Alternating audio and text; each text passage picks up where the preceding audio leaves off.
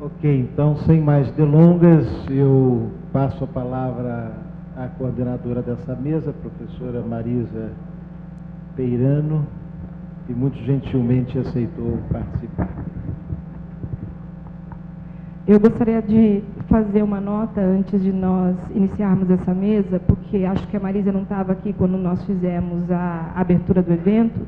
E, bom, Daniel fez uma menção a ela na abertura do evento, e eu gostaria de repetir, e de alguma forma, o que dissemos há pouco, que, enfim, se esse evento hoje aqui é possível, em parte, isso se deve, em parte, ao fato de Marisa Peirano e Luiz Roberto Cardoso de Oliveira terem apoiado de forma incondicional nossos esforços de pesquisa em Timor-Leste, quando esses esforços ainda eram pouco realizados no campo da antropologia brasileira.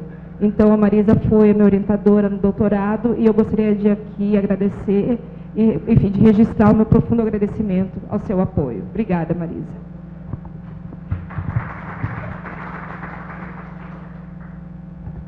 Obrigada, Kelly, obrigada a Kelly e o Daniel pelo convite para mediar essa mesa, que é uma novidade para nós, né? É uma novidade no Brasil nós termos um evento deste tipo, em que normalmente nós vamos a estes eventos e não vem a nós, né? É conhecido, né, que a antropologia no Brasil se desenvolveu até as duas últimas décadas, né, prioritariamente dentro das fronteiras nacionais, né?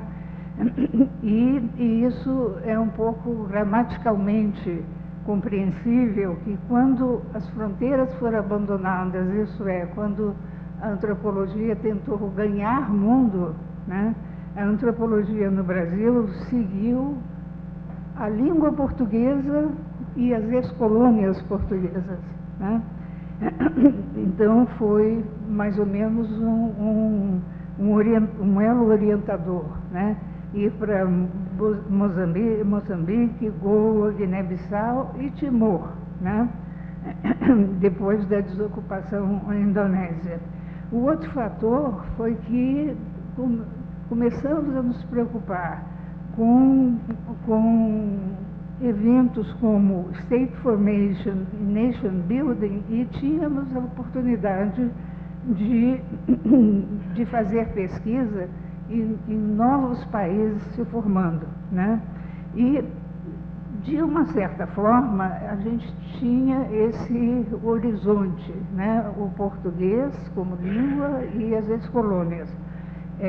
Mas hoje nós vamos ter a oportunidade de ver como é que essa escolha para o Timor-Leste se deu nos nossos três palestrantes e que caminhos os levaram ao Timor-Leste. Nesse sentido, eu vejo quase como nós termos aqui depoimentos e quase uma história da antropologia em termos de lugares onde não se tinha que acasos e que motivos e que motivações levaram a outras pessoas anteriores ao grupo no Brasil de se estudar o Timor-Leste.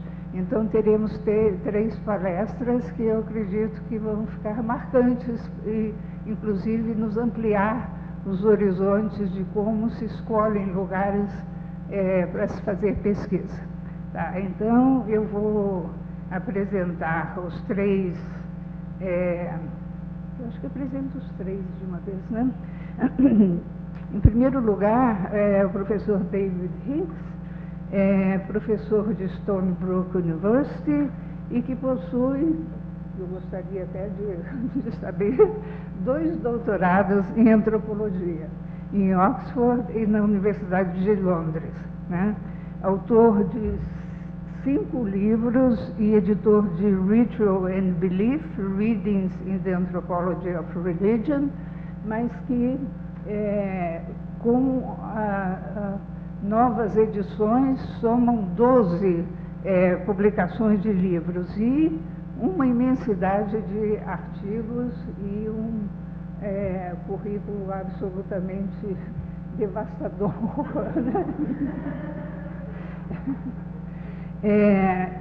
Ele iniciou sua pesquisa de campo no Timor-Leste em 1966, 67 e continuou, né? Esse é um traço em todos os 3 palestrantes, né? Há uma referência que talvez eu veja a explicação agora, uma referência de um artigo de 1965 sobre os Caingangue, que ficou como curiosidade, né? Em seguida, nós teremos a professora Elizabeth Traube, professora da Wesleyan University, doutorado em Harvard, com o professor Mabel Lewis, que é conhecido de vários e foi orientador de alguns professores aqui do Departamento de Antropologia, inclusive meu, autora de 3 livros e vários artigos, e eu já dou uma dica em que ela menciona que foi para Timor-Leste porque sabia português. Naquele tempo. Enfim, ela começou a pesquisa em 72 e continua com interesse até hoje, né? Também é uma referência sobre o Brasil, em 1969, vindo fazer uma pequena pesquisa de campo entre os Apinagé. E, finalmente, o Shepard Forman, o professor Shepard Forman, que não estará aqui hoje, mas estará representado por sua filha Alexandra, professor da New York University, doutorado por Columbia, em 1966, fundador e diretor do Centro de Cooperação Internacional, e que, enfim, um minutinho, e Ford Foundation também, né? Editou e coeditou 4 livros, publicou 3 livros, dos quais 2 sobre Brasil, né? O Raft Fisherman, que eu li no mestrado, né? Mas, e Tradition and Change in Brazilian Peasant Economy. E no Brasil, ele fez pesquisa de 59 a 61, e no Timor-Leste iniciou em 1973 e 74, com interesse mantido até hoje, né? Então, eu passo a palavra primeiro para o professor David Hicks. Muito obrigado, senhora. Bom dia. Perhaps I should say bom dia. Muito obrigado.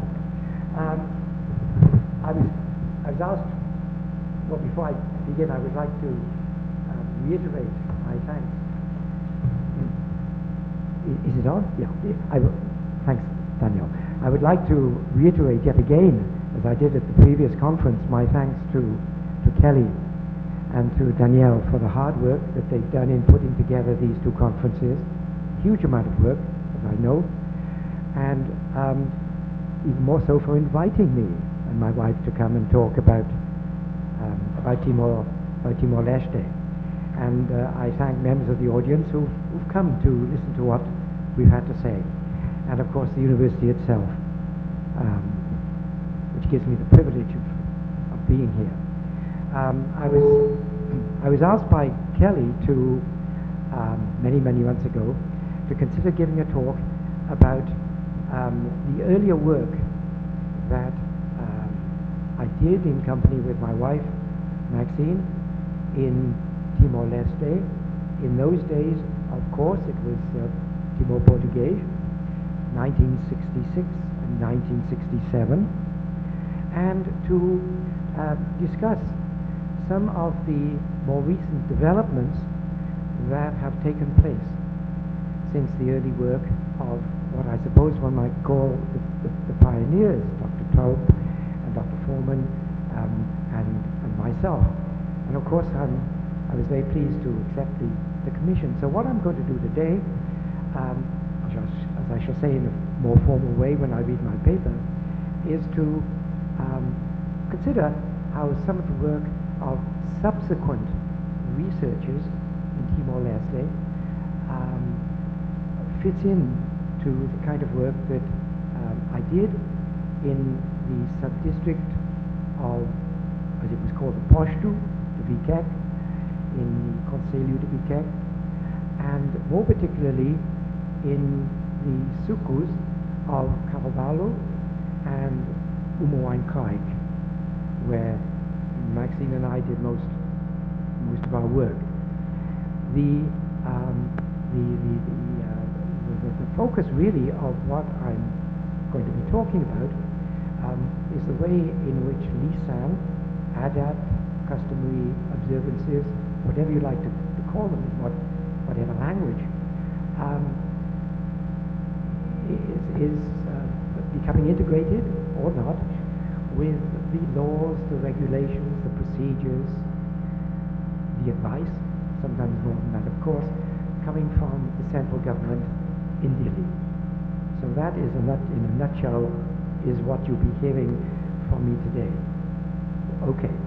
The formal title of the talk is Developments in the Field of Studies on Timor-Leste. An important issue in the field of Timor-Leste studies, and one currently engaging the attention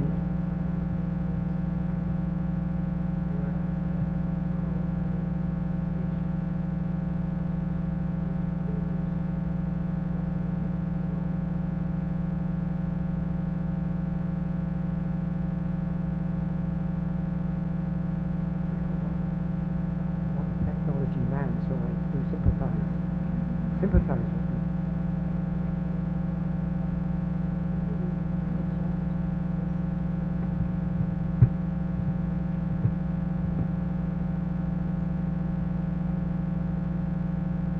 Is it on?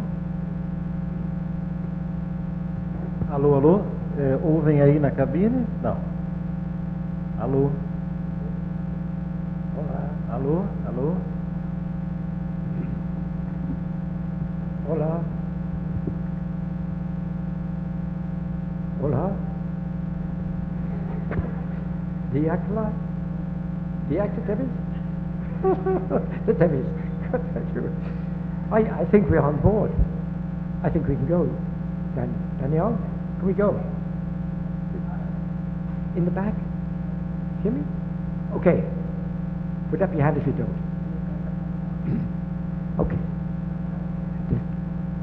An important issue in the field of Timor-Leste studies, and one currently engaging the attention of anthropologists, sociologists, political scientists, and historians, concern the way in which local communities, villages, suku, aldeia, are adapting their traditions, lisan, tradição, cultura, etc., to laws, regulations, and rules that are being passed down from the central government in Delhi. When I carried out field research in the sub-district of Vikek in 1966, this sociological interesting issue did not really arise. Or if it did arise, it was a very limited consequence, because the Portuguese colonial authorities impacted people's political lives in relatively minor ways in the sukus, and lisan governed people's behavior at that level. In Vikek Villa, where I stayed and carried out my fieldwork from, the local administrator, Senor Teles,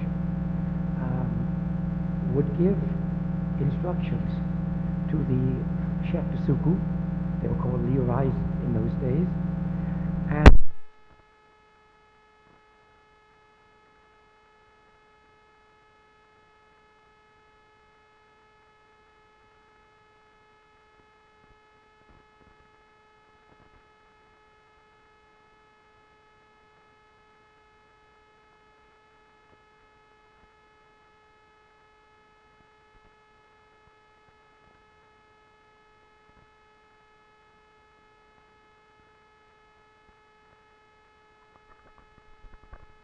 to their sukus and carry out whatever injunctions, orders that were given. The administrator there was somewhat authoritarian, but agreeable and very interested in lisan, but again, of course, up to a point. I remember shortly after we arrived, when my wife and I had been frequenting the local bazaar on Sundays,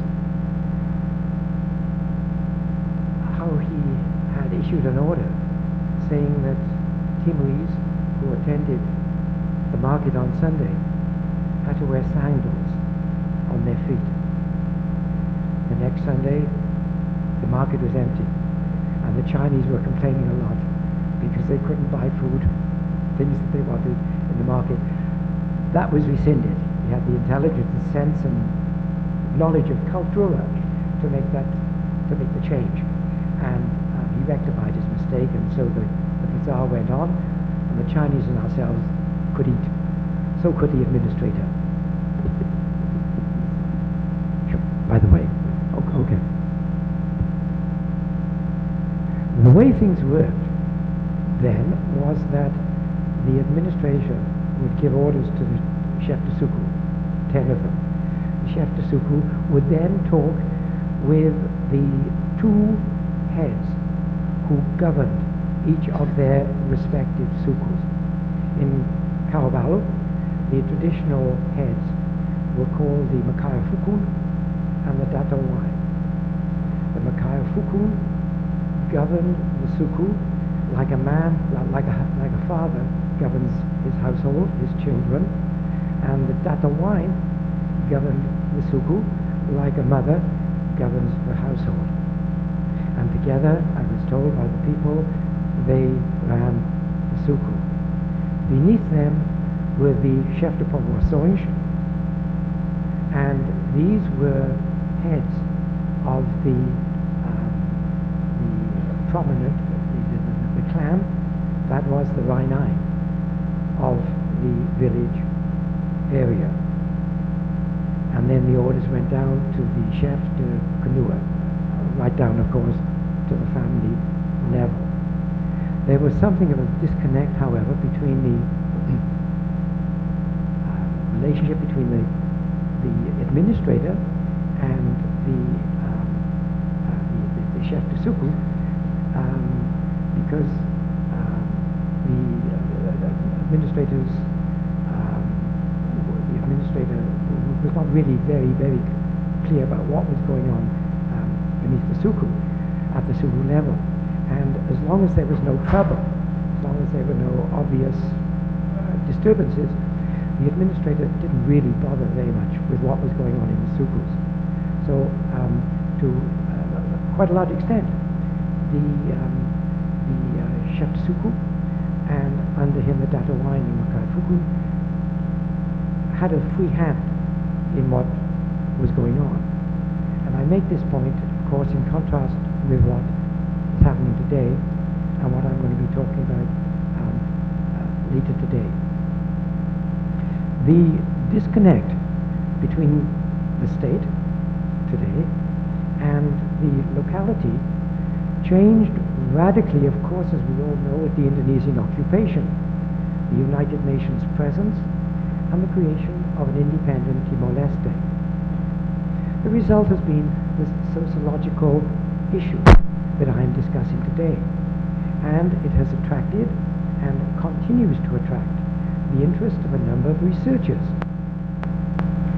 among them Susanna Viegrish and Rio Feijão, Alexander, who of course have carried out, as we all know, their work in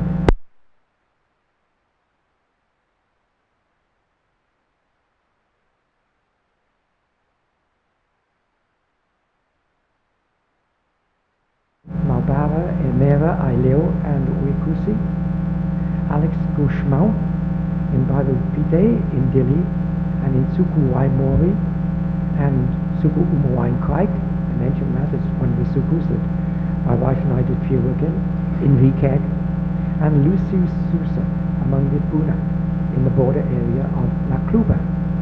And later on I shall be referring to each of these researchers again when the context is appropriate. A few words about what I call displacement and syncretism, and what Rui and Susanna have called cohabitation. There are several responses Sukus can make to the state's attempt to impose its institutions upon them. And three possible responses are displacement, what might be called hybridization or syncretism, and cohabitation. These are not necessarily incompatible and are scalar rather than absolute, but they do provide a useful means of looking at the sociological issue in question. By displacement, I mean that which occurs when the local lisan is eradicated by state regulations, or so thoroughly assimilated into them as to be unrecognizable. By hybridization, I mean what occurs when the state rules and the rules of lisan are merged in some kind of way. They may be thoroughly merged or relatively incompletely, as we see, for example, with Law 5/2004, amended in 2009 and again in 2016, which, though functioning in all sukus, is interpreted in different ways by different sukus, and, as we shall see in some sukus, is having its raison d'etre undermined. The third response is cohabitation. This concept was created by Rui and Susanna specifically with regard to funeral motifs, where one sees a combination of symbols of the state, symbols of lisan, and symbols of the church, occupying the same space, if I can phrase it in that way, but not integrating with one another, or, to go back to a word I mentioned earlier, displacing one another. I think I've got it right. And reflecting a lot upon what they've read and what I've heard them present, it occurred to me that this notion is a very fertile one and can have much wider applicability than funeral monuments and the symbols of these three powers, and that the concept might indeed be applied in a much broader sense to the way in which the state and the church and lisan relate to one another within the same space of the suku. Now, some more words about lisan and the state.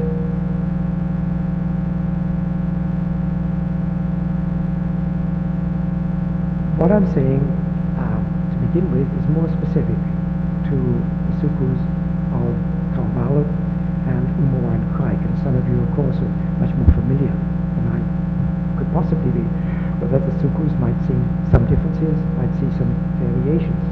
Be happy to hear about them. Each sub-village, in the past and in the present too, has its own lisan, as you know, and has certain ritual specialists, known as Lianain, lords of the word, who have the duty, among other things, to pass down its rules from one generation to the next. Can you still hear me in the back? Okay, thank you. Leah 9 are also responsible for giving advice to the chefs du suku, or liurai, about the suku's lisa. The Leah 9 commands much respect from traditionally minded villagers, as does lisa, with the result that some government officials and other agents of the state have come to regard lisan as a threat to the state goal of bringing Timor-Leste into the, quote, modern world, and regard lisan as an obstacle to overcome or a threat to eradicate. They therefore consider Timor-Leste's transformation into a modern nation-state requires that lisan not be taken into account when state regulations are made. And, commenting on this attitude, the Asia Foundation points out that new laws that affect sukus have been drafted without consulting the residents. The Foundation gives as one example Law 5/2004, which created a hybrid institution called the Conselho, which was intended to introduce contemporary Western values about gender, age, and social status into sukus. According to the lisan, a council consists of male elders, ketuas of the suku, married men who advise and report to the chef de suku, liurai, and mediate between him and suku residents. There are also, as we know, other components of the Conselho as well. These ketuas are voted into office by persons of both genders. The Conselho, however, is composed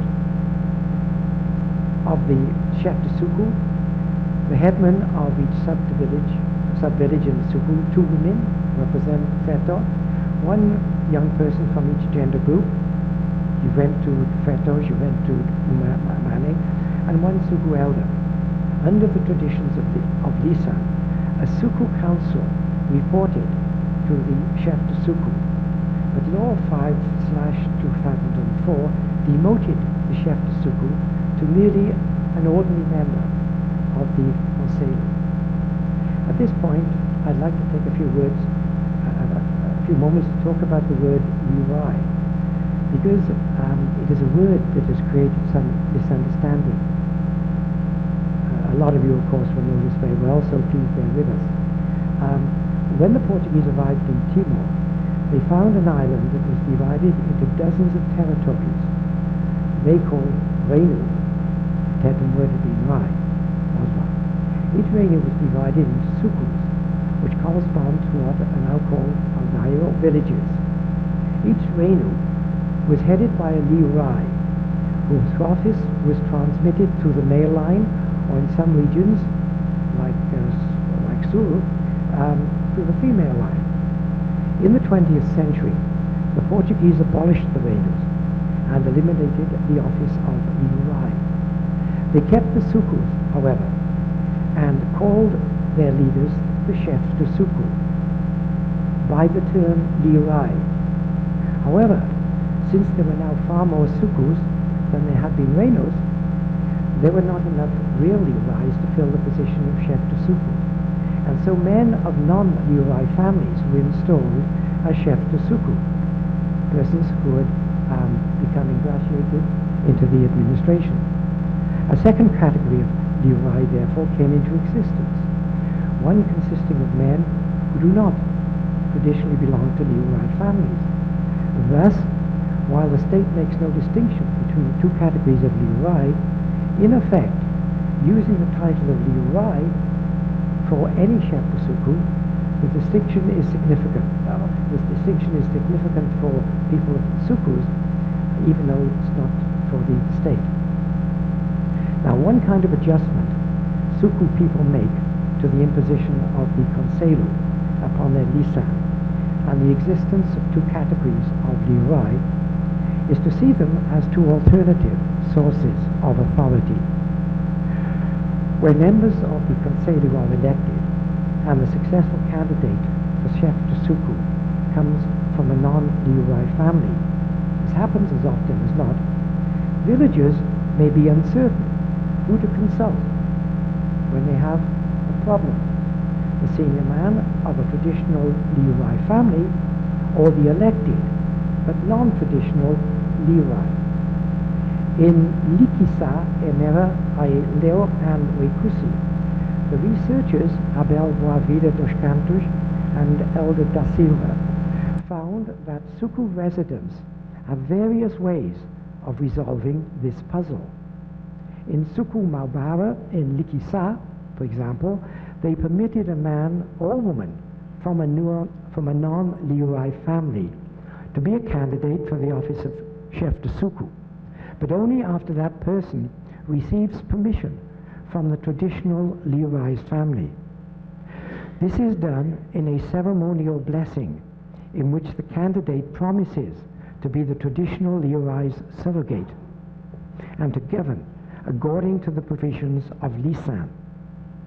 In describing the response made by another Emera community, that of Ponilala, to the introduction of the Conselho, Santush and Silva report that the traditional Levi has responsibility for resolving issues concerning cultura, while the elected chef de suku resolves issues concerning disputes over land and other issues that involve government regulations.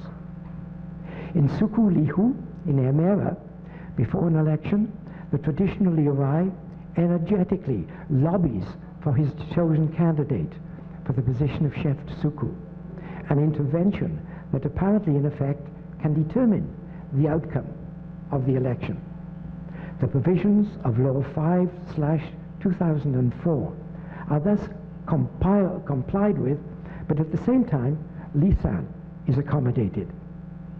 In Suku Umuan Kraik in Vikek sub-district in 2007, I found that the elected chief was also the local Levi, and so in this Suku the elected authority and the Lisan authority smoothly dovetailed, merged together, and the Suku was in a condition of tranquility.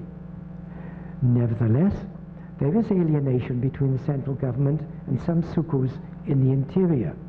And Alexander Locke describes how in the Baukau Suku he studied, people consider, quote, nation building, end of quote, as the responsibility, not theirs. People say, governo tem que halo, the government must do it. And he found people consider Lisan to be a higher authority than the Lisan and the church. Lisan to be a higher authority than the church or the state. In fact, he has an article, and at the beginning he quotes an interview he had with the local chef de suku. And he said, you imagine this, senior chef, you're walking along a path and your ancestors, Matabean, tell you to go straight ahead. The church tells you to go to the right. The representative of the church, the bishpu, tells you to go to the right, and your president tells you to go to the left. Which path would you take? Well, understandably, the chief hesitated and said, well, we respect the church, we respect the state, of course, but we respect our ancestors too. Yes, the man, of course, is an anthropologist or sociologist, so he's going to persist. But who are you going to follow? Give me a straight answer. And the chief said, well, we can't go against the church, but we can't go against the state, but we can't go against our Matabean. And of course, that was the path that was followed. Nevertheless, there is alienation between the central government and the Suku. Oh, I'm sorry, just repeating myself. Locke also argues, however, that Timor-Leste's traditional institutions are capable of absorbing democratic institutions, so long as those institutions incorporate Lisan values. Were this to occur, he suggests, democracy in East Timor would strengthen and be more likely to be sustained. Were the state to draw upon lisan,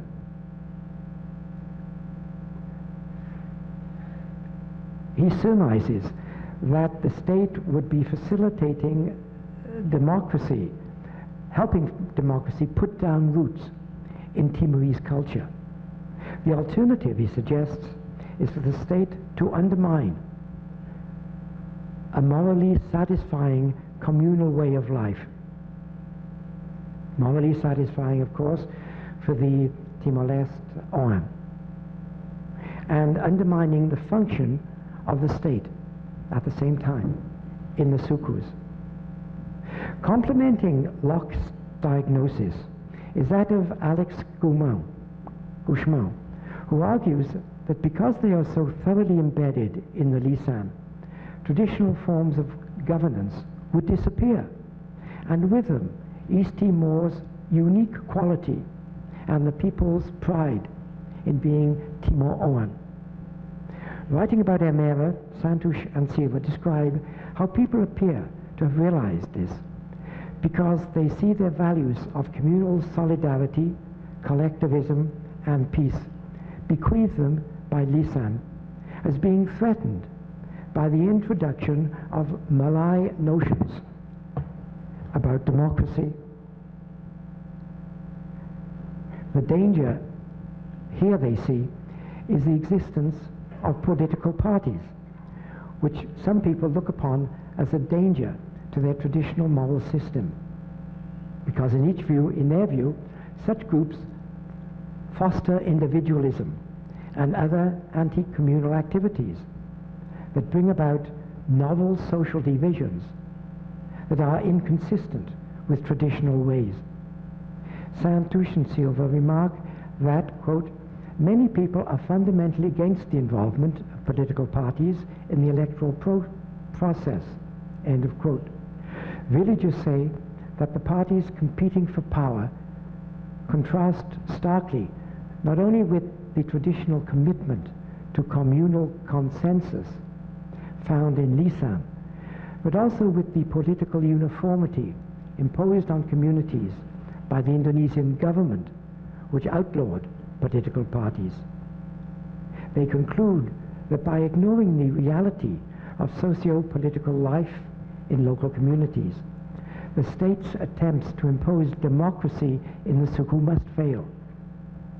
Residents in Owikusi, to whom they spoke, wanted lisan and the state to work together in harmony, instead of creating dysfunctional situations like the one described by one youth representative whom Santush and Silva spoke with.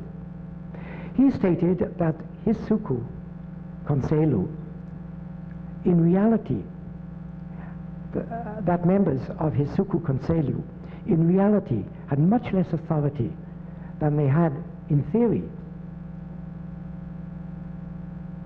and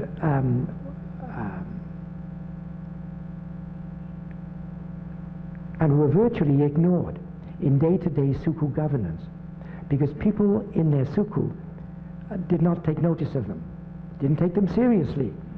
And it was only when government officials actually physically came into their community that these members of the Konselu found themselves empowered temporarily to carry out their full responsibilities. This is where I need the classes.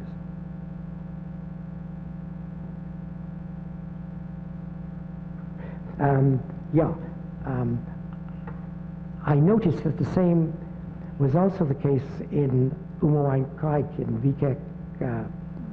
Wikek's sub-district, which is very traditionally orientated.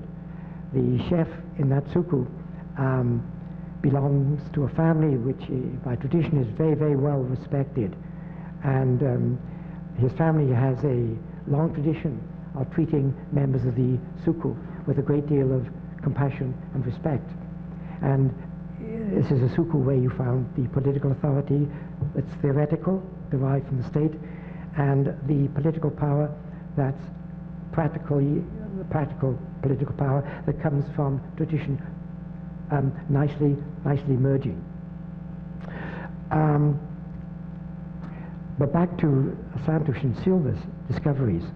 They found that female youth representatives in particular experienced even greater disconnect between the authority they officially had under the law and the lack of respect they actually received from their neighbors in the suku, especially from senior males.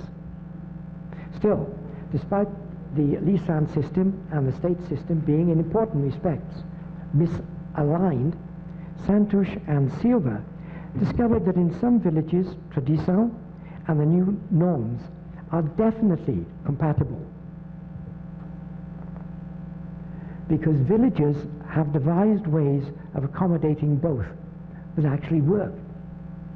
The two researchers report that during the Indonesian occupation, communities invented what they called wrapping up, a procedure that aligned local lisan with the Indonesian administration's imposed system of local government. Villagers told Santosh and Silva that experience provided them with the skills they now need to adjust lisan codes to Dili's regulations. Alex Gumau's fieldwork reveals that successful accommodation between the demands of lisan and the requirements of the state is more common in sukus located in Dili, and their residents show more appreciation of what the state can do for them than do members of rural suku, who, for the most part, disapprove of the new Konselu and political parties. Gushmau points out that in Baru Pite, residents interviewed were, as he says, happy with the involvement of parties in their lives, in contrast to Waimori in Vikek, another suku in Vikek, and other communities in Vikek sub-district, where people strongly opposed the involvement of political parties in communal matters. Well, we know, of course, more recently there's been a change in party involvement in these local elections for the Konselu. A possible reason Gushmau suggests may be that in Bairo Pite and many other urban sukus, that Bairo Pite and many other urban sukus are not made up of, they're made up of people from different sukus who don't have the same lisan in common, and so they don't have the same set of traditions to hold on to give expression to their lives, or to protect. Andrew McWilliam suggested to me that another possible explanation is the fact that in the rural areas, people never see political party representatives from one election to another. And Michael Leach added that the difference might also be the result of the greater accessibility of government services in towns and the relative weakness of lisan in urban areas, which are not as integrated into the agricultural cycle, and so lack the ritual discipline that lisan does impose upon farmers. Another explanation may be political. Although suku chiefs and other Konselu members residing in rural communities depend to some extent upon the resources that the central government and other external agencies provide, and therefore can't completely ignore the conditions imposed upon them by Dili. They are, after all, geographically distinct from the capital, and their lack of compliance may not be as obvious to the national bureaucrats and politicians. Then there is the matter of education. Urban people tend to be better educated and more knowledgeable about government's role and the possible benefits that can accrue from it, an awareness that may also generate a more responsive view of the political party system. Discussing the diverse reactions of rural communities to directives coming from Dili, Alex Gusmau summarizes them in the following way. A, some sukus would like Dili to allow them greater autonomy and that political parties integrate into community affairs. B, 2. Some sukus are so satisfied with their traditional liurais and traditional council, they don't understand why they should hold elections at all. Gushman noticed, as did I, that this attitude prevails in Umuan Kraik Suku, about whose population he writes, quote, while they had in many respects adapted elections to their cultural requirements through the election of culturally determined leaders, they regarded electoral mechanisms as having been forced upon them without consultation or consideration, end of quote.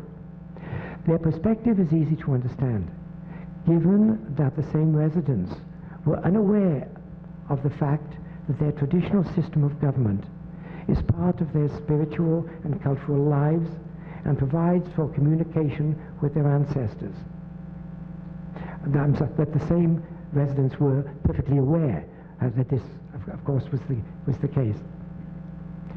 Gushman adds that even in those sukus where elections were supported, local leadership was seen as the business of the community rather than the business of outsiders. And there were views expressed regarding the preferred mechanisms for nominating candidates, the role of political parties, the operation of the council, and so on. In different ways, for all villages, the election of their leaders is a community matter, end of quote. In contrast to opinions expressed by the residents of certain other sukus, Gushman found the residents of the suku of Parlamentu in Lautang, Kaikua, Watu Tulia, and Twiloka in Baukau, in Loihunu and Waimori in Vikek, and those in Benufe in Oikusi strongly opposed political parties involving themselves in local concerns. Their reason was that political parties create social divisions and therefore have a bad influence on cultural life. Of course, following the 2009 revision of the Suku law, political parties were prohibited from participating in Suku elections. Finally, a few words about the state's attitude to Lisan. The state's ambiguous attitude towards Lisan has been discussed by Lucio Souza, who remarks that, quote, the restarting of major community rituals, the marriage practices concerning bride wealth and sacred houses, are being faced with either praise or criticism, both from the church and state, end of quote. Souza points out that when he served as president, Shanana Gushman had announced the launching of a commission to bring together the country's Lianine so that local tradition could be observed and the instructions of Lianine followed. This didn't happen, and the state continues to refuse to grant recognition to the traditional political systems of local communities and grant Lisan the status of a co-equal partner in local government. Conclusion. What the future will be for the interactions between the state and the sukus, of course, only time will tell. But the work of the researchers discussed here, and there are others I didn't have time to mention, shows that at the present time, Timor-Leste are showing a range of responses to the intrusions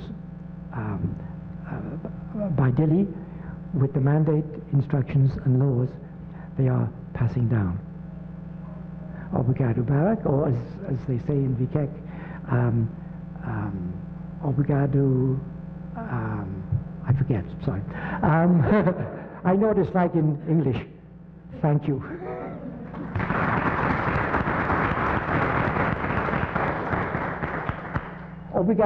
obrigado wine. That's what they say, obrigado wine.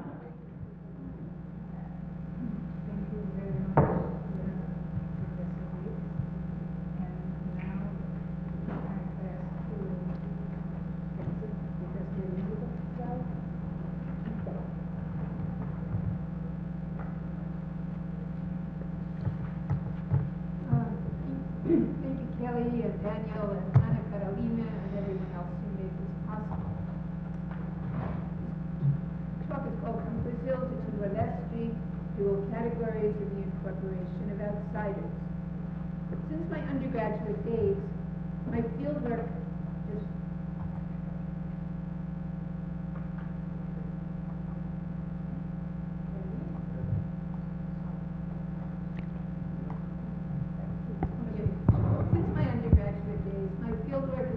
just within the luciform world.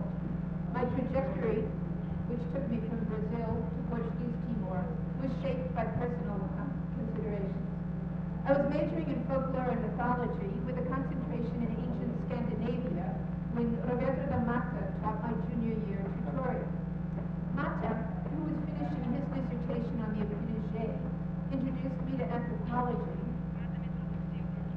and specifically to the Anglo-French structuralist tradition that was dominant at the time, at least in parts. He also enlisted me as an honorary member of the J Project, a comparative study of the J-speaking Indian groups of central Brazil, coordinated by his mentor, and later one of mine, David Maybury Lewis. With his and Maybury Lewis's help, I obtained a summer research grant to do fieldwork in the Epinage village in Goiás, where Mata had conducted his own fieldwork. A central concern of the J Project was to rethink the concept of dual organization. That term had initially been associated with societies that divide themselves into two groups, or moieties, and exogamous intermarrying moieties had been seen as the primary form. Both Amerindian and Indonesian societies had figured prominently in the literature on dual organization. Levi-Strauss's 1956 article, Do Dual Organizations Exist?, was written to honor the Dutch Indonesianist scholar J.P.B. de Jocelyn de Jong, and it purported to compare Amerindian and Indonesian forms of dualism. But whereas the former were represented by specific societies, Winnebago and Bororo, Levi-Strauss portrayed Indonesian dualism by means of an abstract model comprised of a combination of features that did not correspond to any particular Indonesian society. Jim Fox has suggested that this composite may have been derived from the model of Eastern Indonesian social structures developed by de Jong's student, F.A.E. van Woden, in his 1935 dissertation, published in 1968 as Types of Social Structure in Eastern Indonesia. Like Levi-Strauss, van Woden regarded marriage as the pivot for social organization and the basis for cosmological dualism, and he presented his model as a reconstruction of the original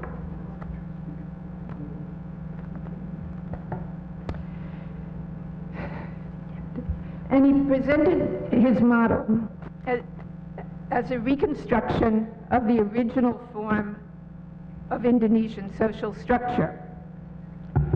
By the late 1960s, rather than approaching dualism as a particular institutional arrangement, ethnographic research in both central Brazil and eastern Indonesia had redefined it as a conceptual procedure that could find expression in both cosmology and social organization. In my summer with the Epinage, I focused exclusively on dualism as manifested in storytelling.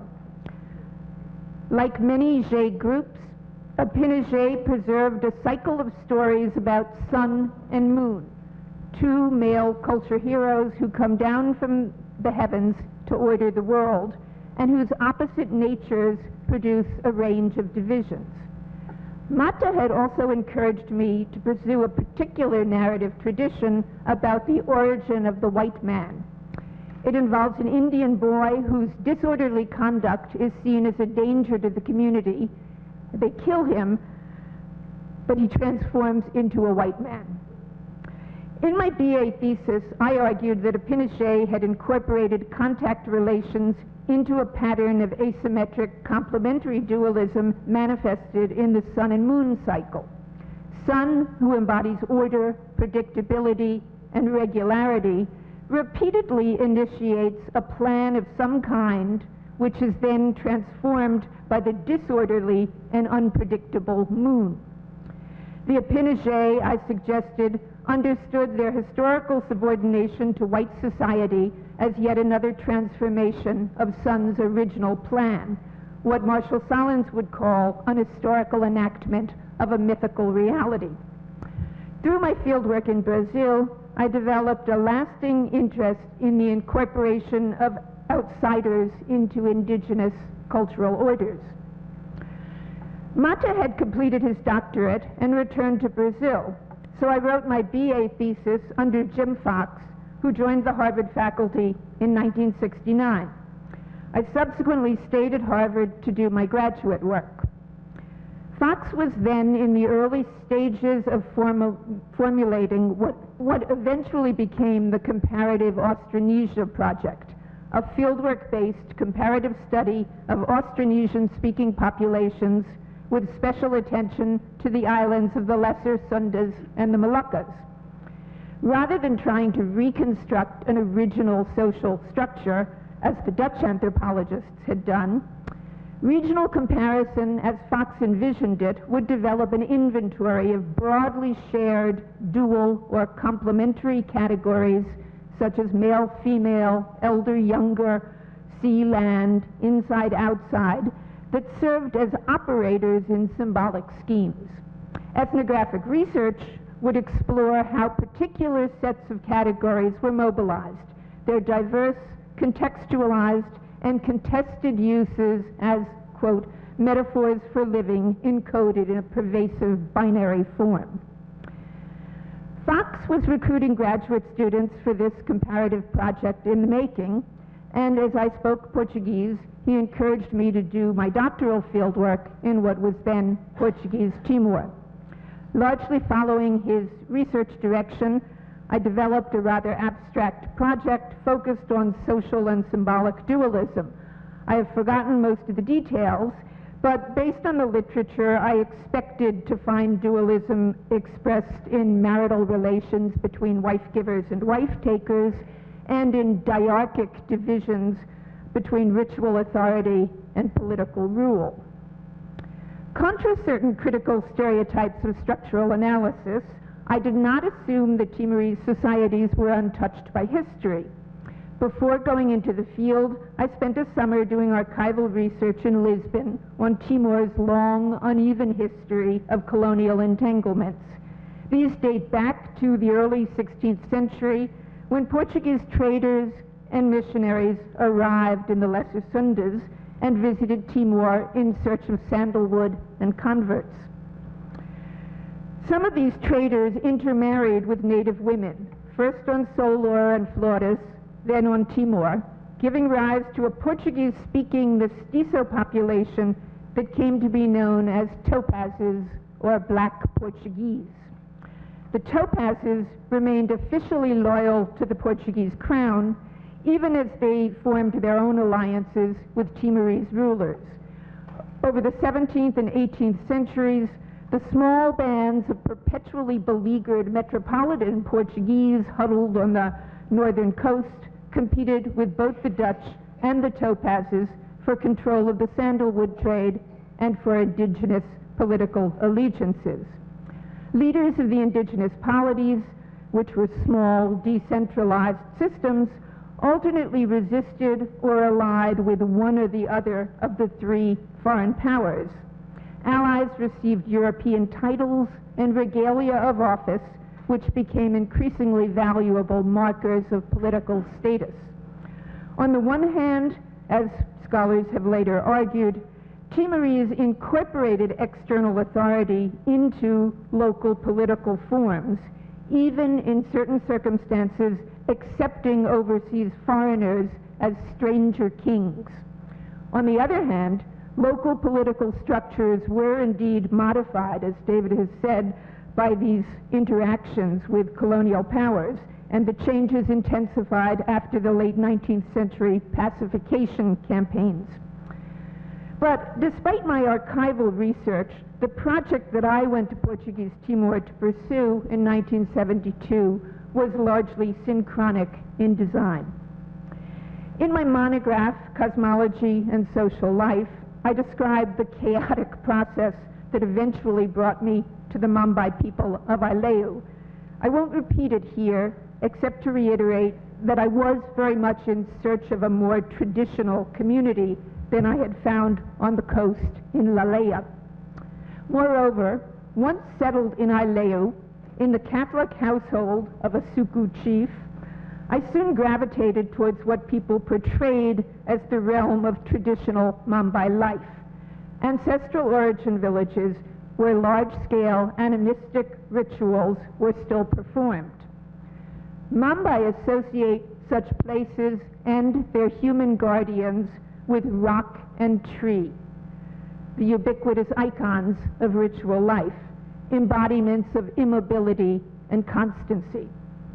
By my second year, I had become a fixture in two such places, the paired origin villages of Hohul and Romos, and I had enlisted two young men, Maubalan of Romos and Mauberi of Hohul, as my assistants and guides through matters of rock and tree.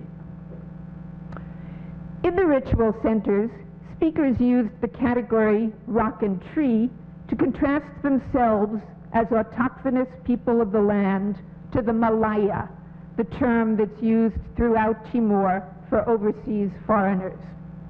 Hohul and Romos watched over the rock and looked after the tree, while the Portuguese Malaya were the bearers of rule and ban embodied in flag and drum. Rock and tree also contrasted with book and pen, another marker of Malay identity that was used primarily to refer to missionaries and to me. The instruments of literacy did not seem to have an origin narrative, but what people called the walk of the flag amounted to a version of the stranger king myth, with the Portuguese in the slot of the foreign ruler who comes from outside and establishes sovereignty over the people of the land. The twist on this pattern was to identify the Portuguese as returning outsiders whose ancestor had actually been born on Timor as the youngest son of the Creator's Mother Earth and Father Heaven. Like younger sons in countless ancestral origin narratives, the Malay or Portuguese ancestor gathers up a patrimony of sacred objects and strikes out, leaves the house, strikes out for the outside. His journey, though, takes him across the sea to Portugal. In his absence, ancestors of Hohul and Romos established their own realm on Timor. In most tellings, when the Malay descendants of the younger brother return with the flag, Hohul and Romos renounce the rule to Mambai executive leaders. Together with the Malay, the local executives maintain jural order. They regulate the affairs of women and men, while the old lords sit down to watch over rock and tree, a division between political and ritual authority. I took it as a given that this origin tradition mediated the ethnographic encounter as well as the colonial encounter. That is, I assumed that I too was categorized as a returning outsider, one of the descendants of the mythic younger brother, although my emblems were book and pen rather than the martial flag and drum. What distinguished me from other Malaya, I wrote, was my ethnographically motivated interest in rock and tree. But, as Chris Shepard observes in his soon-to-be forthcoming meta-ethnography, I quote, her interest in rock and tree was just the tip of what separated her from other Europeans. She was a young woman. She was living among them. She had learned their language.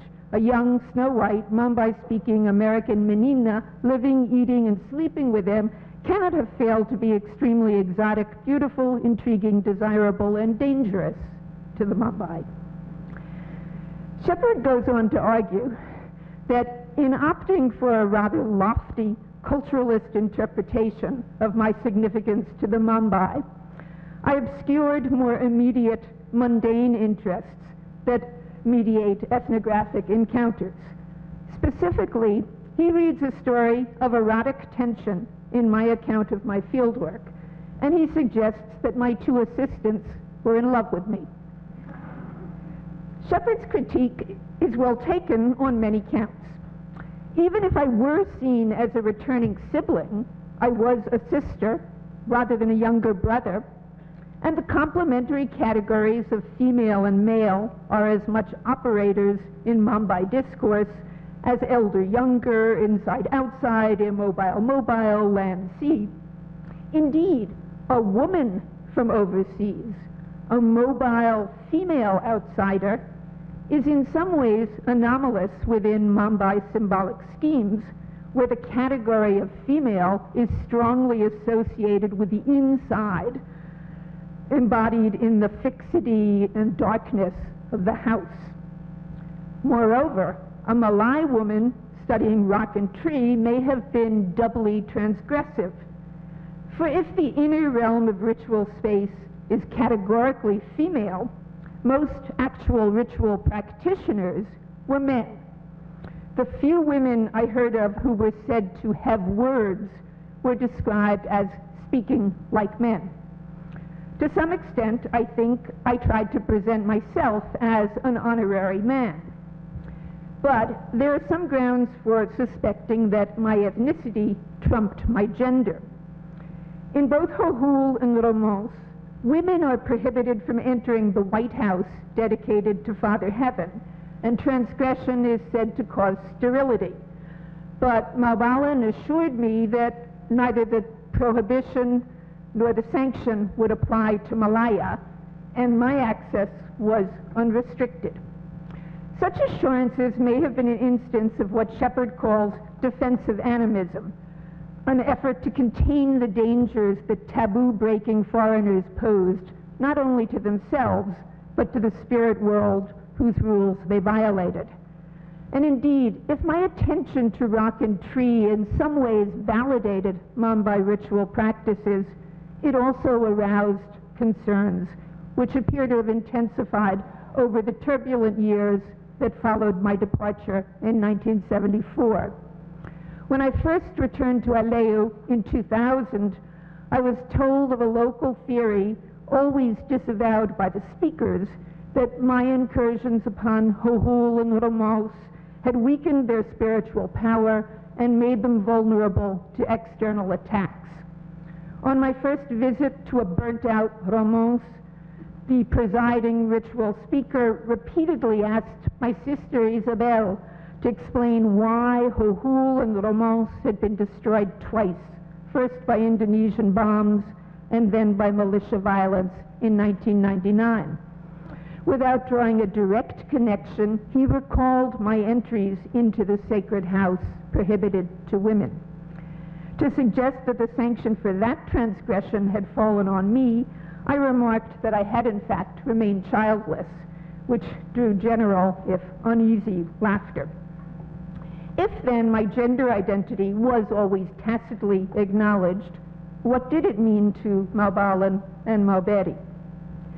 I did not intend to obliquely convey erotic tensions in my ethnographic writing, but I am not surprised that Shepard detected them, nor was I blind to them in the field.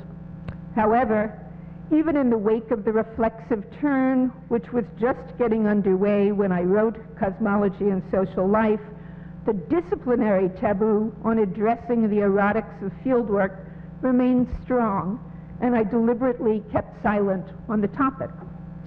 Shepard's insightful reading has encouraged me to break that taboo and speculate here on gendered aspects of both ethnographic and colonial encounters.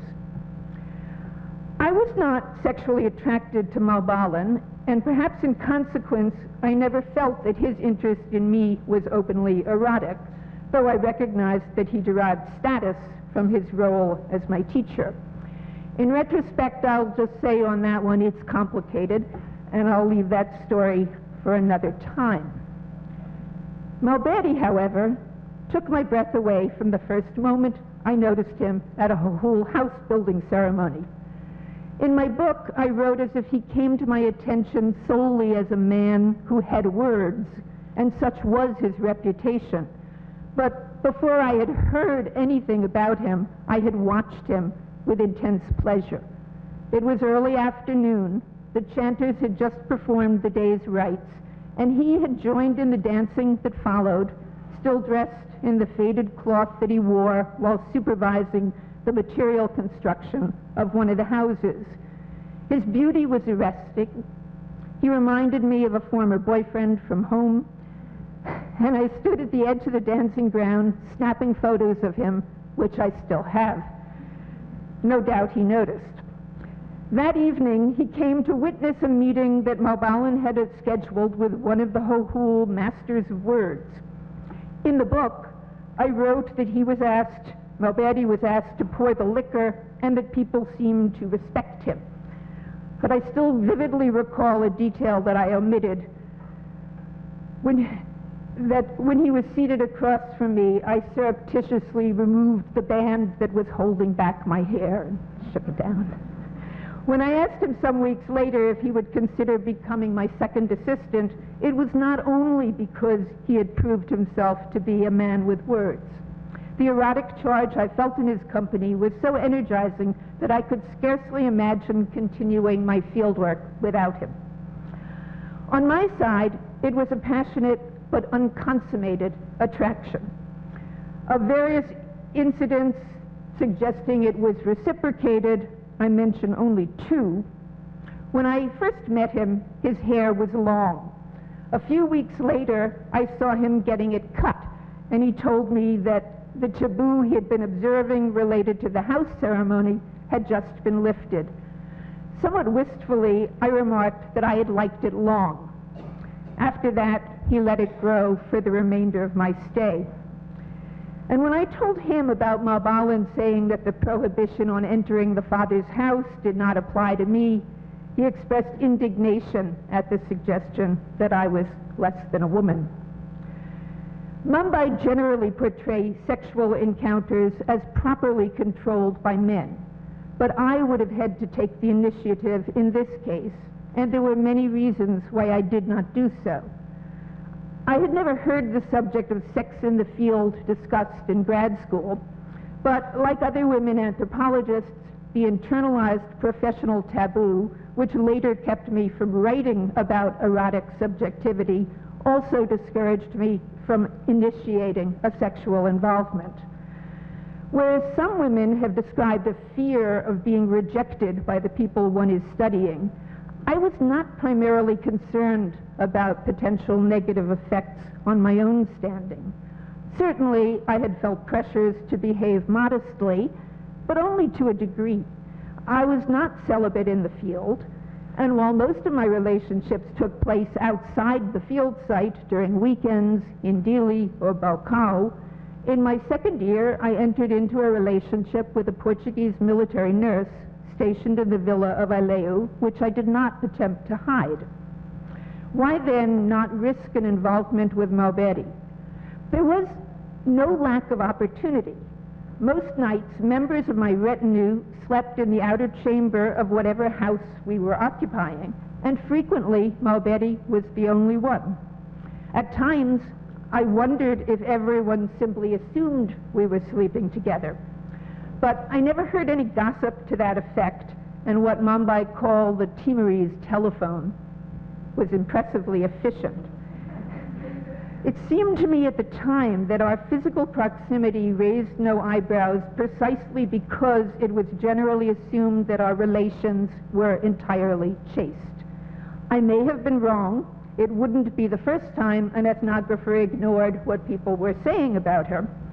However, stories about me that circulated later during the occupation cast me as a spiritual person, either in animistic terms as a powerful Lulic being who had vanished overseas but could be mystically contacted for aid, or in Catholic terms as a nun or even a saint, Maria Isabel or Santa Isabel, a pious woman who had taken up residence in Hohul and Romos as part of a conversionary effort. The latter stories, I suggest, were told largely by people who had never met me, those who did being familiar with my less than saintly temperament. But the various stories suggest that I was not remembered as an erotic subject. I believe the stories would have been different had there been rumors of a sexual affair with Malberi. And although I did not fear that an affair would put my credibility at risk, I was concerned about the potential risks for him should it become public knowledge, as I imagined it inevitably would. I'm sure I had more self-interested motives for avoiding a sexual involvement, a diffuse anxiety about losing control and ethnographic authority paramount among them, but I'm equally certain that my concern for the dangers to Malberi was not misplaced. As I have noted, intermarriage between foreign men and indigenous women had been common since the early colonial period. Throughout the colonial period, the Portuguese who came to Timor, most of them for bounded stays, were almost exclusively men. In the 1970s, the colonial administration was staffed entirely by men, only a few of whom brought their wives. Daughters, if they had them, were closely supervised. Tourism was undeveloped and largely limited to the coast.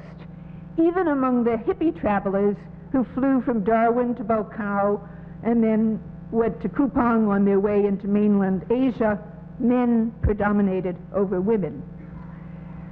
Especially in the interior, but on the coast as well, Malay women were a rarity, and single ones almost non-existent, with the significant exception of Catholic nuns. A relationship between a Timorese man and a Malay woman, while by no means unimaginable, was largely unprecedented. Categorically, moreover, there was an inconsistency between the dual categories it united, inasmuch as men rule women in the Mambai gender hierarchy, whereas Malay rule Timorese in the ethnic hierarchy. And in Aileu, in the late colonial era, that inconsistency could assume potentially troubling implications. Hohul and Romos people used categories of female and male, land and sea, inside and outside, rock and tree, rule and ban, to distinguish themselves from both the Malaya, but also from the local political executives. And their relationship with the latter was laced with mutual suspicion. In 1959, members of Hohul and Romos had been charged with attempting to seize the rule from the executives, or in their own viewpoint, to take back the powers their ancestors had delegated. While political executives, including my Mambai mother and father, expressed support for my general interest in rock and tree, they were not entirely comfortable with what became my fixation on Hohul and Romos. In this milieu, for a Hohul man to have become sexually involved with me would, I suspect, have seemed to the rulers as disrespectful at best and at worst potentially subversive. It's frankly difficult to say how much of this is a retrospective intellectual justification for my own erotic inhibitions, but some of my other sexual adventures may indirectly validate my concerns. In fact, I had a number of involvements with Timorese men who lived outside of Aileu. These men were what used to be called assimilados, educated, literate, Catholic, Portuguese-speaking, modernized individuals who worked in Dili or had been studying abroad. Men who, as Mambai say, had put on trousers. These involvements took varying forms: an unwanted and, I thought, unprovoked sexual advance by the man, which I rejected, a close, affectionate, and lasting friendship, which the man, at least in the beginning, would have liked to make into something more, and a brief but passionate sexual affair. All three of these men were openly critical of the colonial order, and they went on to become founding figures in Fretilin. I won't give their names, but you would know them if I did. I did not think their interest in me was entirely personal. Certainly I was young, pretty, and unattached.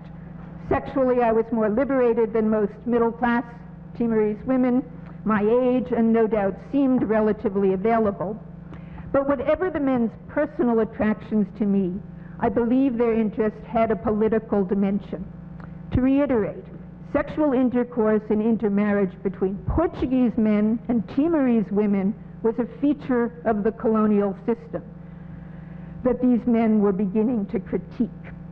In social life, as well as in indigenous myths of stranger kings, foreign men could participate selectively in local cultures while also positioning themselves above them as culturally superior.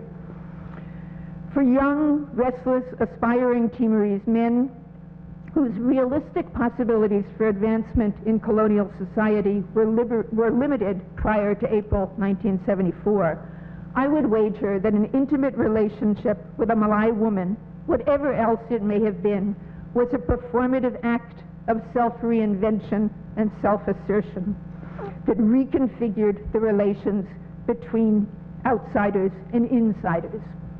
If foreigners could be partially incorporated through marriage to indigenous women in stranger king narratives, perhaps a man of the land could participate in the modern cosmopolitan world overseas through loving a foreign woman.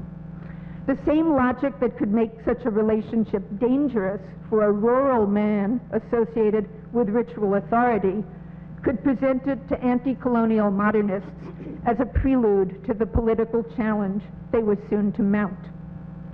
In both colonial and ethnographic encounters, outsiders are always gendered as well as raced.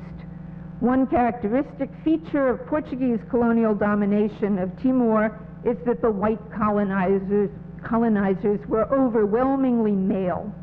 This feature was consistent with their incorporation into some indigenous systems as stranger kings, and it was reinforced by the colonizers' own emphasis on their military and jural roles. Mambai, in adhering to a mythology of common origins, further identified the Portuguese stranger kings as a line of returning younger sons. Malay women, however, go unrepresented in these schemes. Thus, I appeared in the early 1970s as an unusual type of outsider, a single Malay woman intrigued by matters of rock and tree. Intimacy with me presented possibilities and dangers, and sexual intimacy in particular promised a new, potentially less unequal relationship with the outside world. East Timor's relationship with the outside was about to be disrupted and transformed. In offering here a more candid reflection on the ethnographic encounter than I have previously provided, I've tried to add to our understanding of how Timorese engaged with outsiders just before the independence struggle began. In post-independence Timor, unions between Timorese men and Malay women became commonplace, especially among the new national elites. Malberi, alas, had died 2 years before I first returned to Timor. Thank you.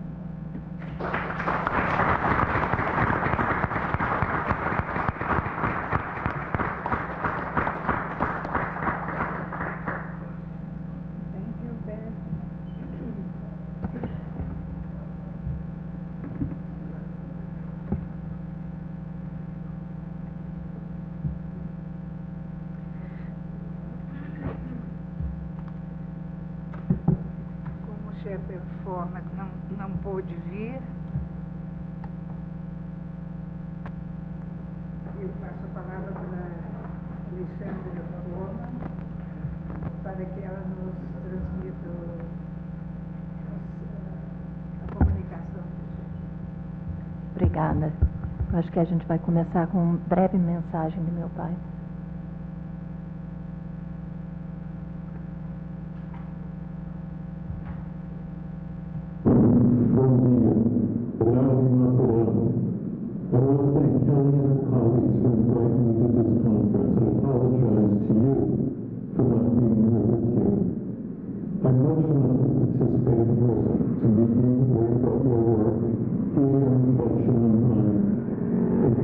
shortly about the future of academic and public policy research in Timor-Leste. I'm pleased, though, that my Wesleyan and daughter Alexandra are there. Our Timor experience was and remains a family enterprise.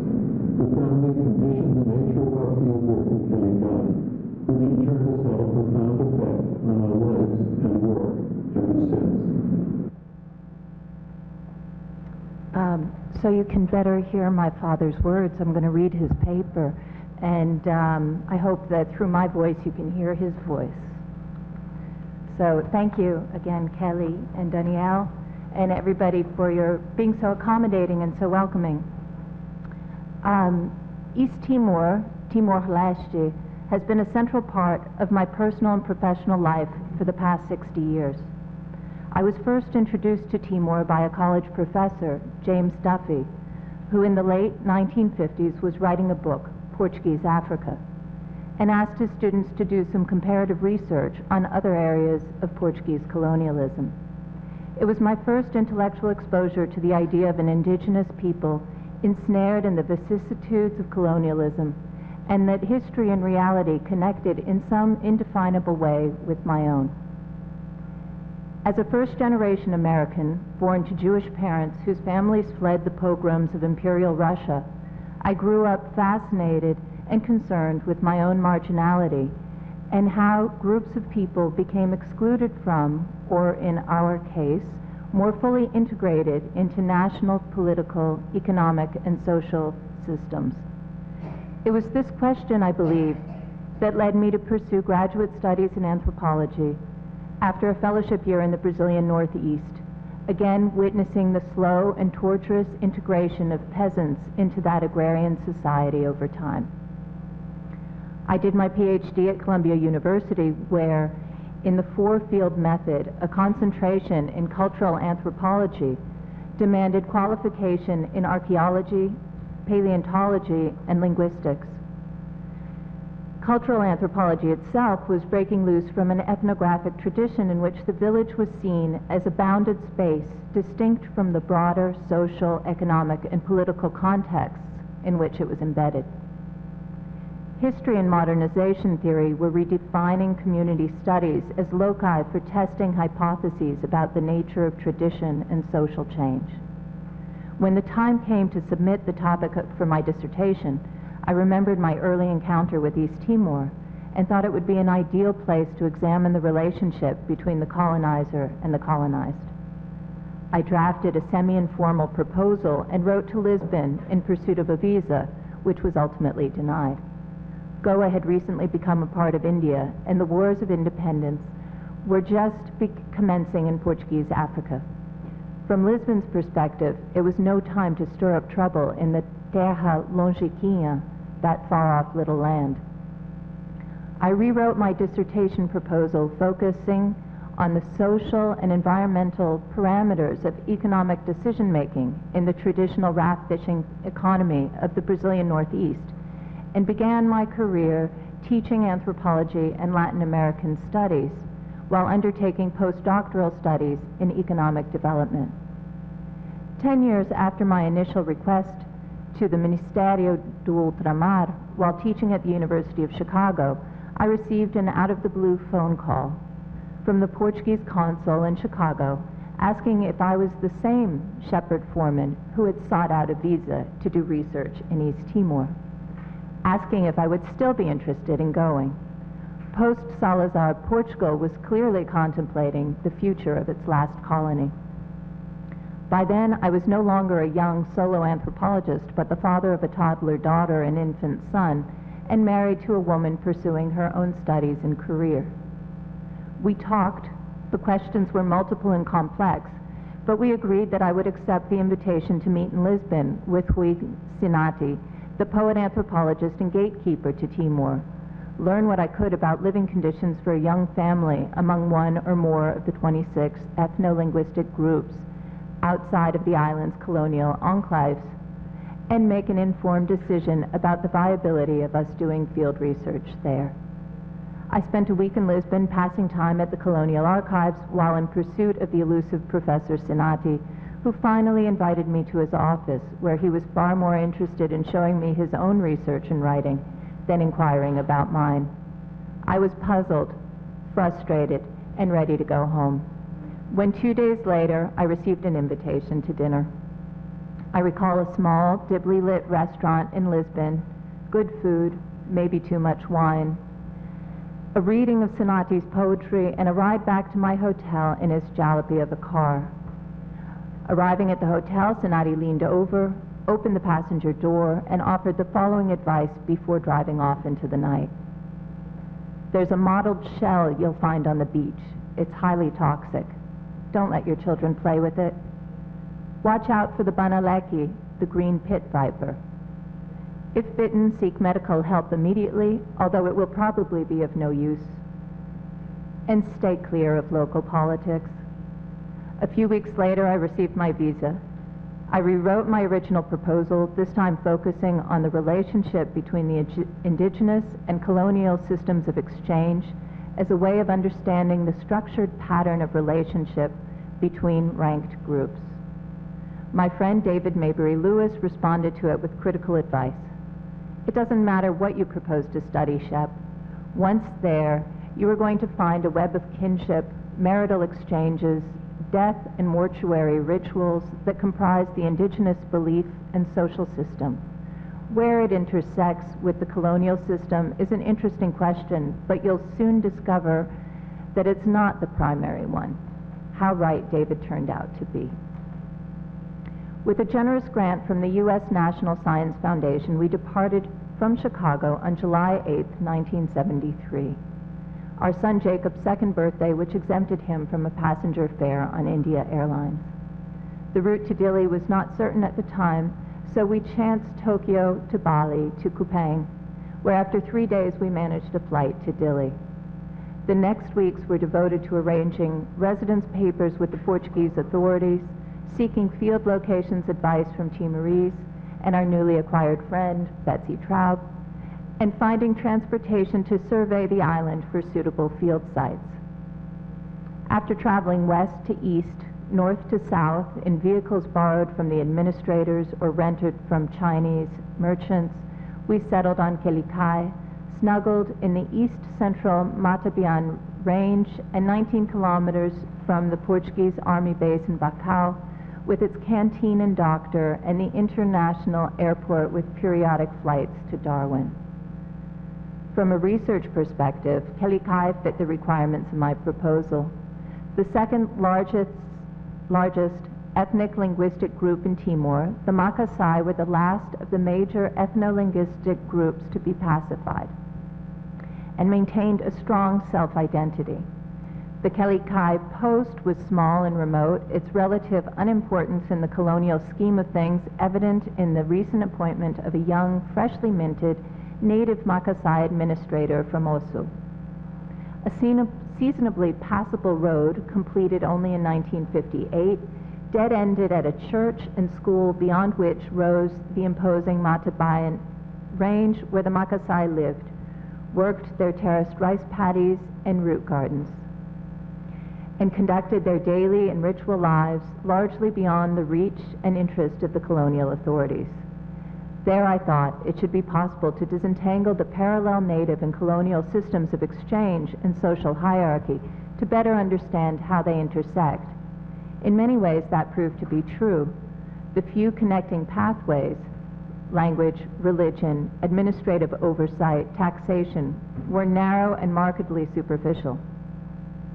A few assimilated Makassae lived and worked within the Kelikai nucleus as teacher, nurse, and segunda linha, the much disparaged and unarmed native police force. Apart from the weekly market and an occasional dispute that required a rare appeal to colonial administrative justice, the lives of the Makassae were lived entirely up mountain. Portuguese incursions into their mountain redoubts were easily demarcated at the annual census taking, or when the administrator from Bacau came to take the mountain air. Or frankly, they could eventually be ignored, as I by large and chose to do, as my shifting interests led me daily up the rocky paths to observe Makassae themselves. The colonial authorities, of course, imposed restrictions on where we could live, insisting that we would be more comfortable and within view if we domiciled within the sightlines of the administrative post. For the first 3 months, we actually lived on the veranda of the back of the post itself, where an unoccupied jail cell at one end served as our bedroom, and a bathroom provided us with the essential amenity on the other. A table and a few chairs afforded an alluring view of the male and female Matabean peaks and a piece of land approved for our house site at the outer reaches of the post and just within the Suku de Lakoliu.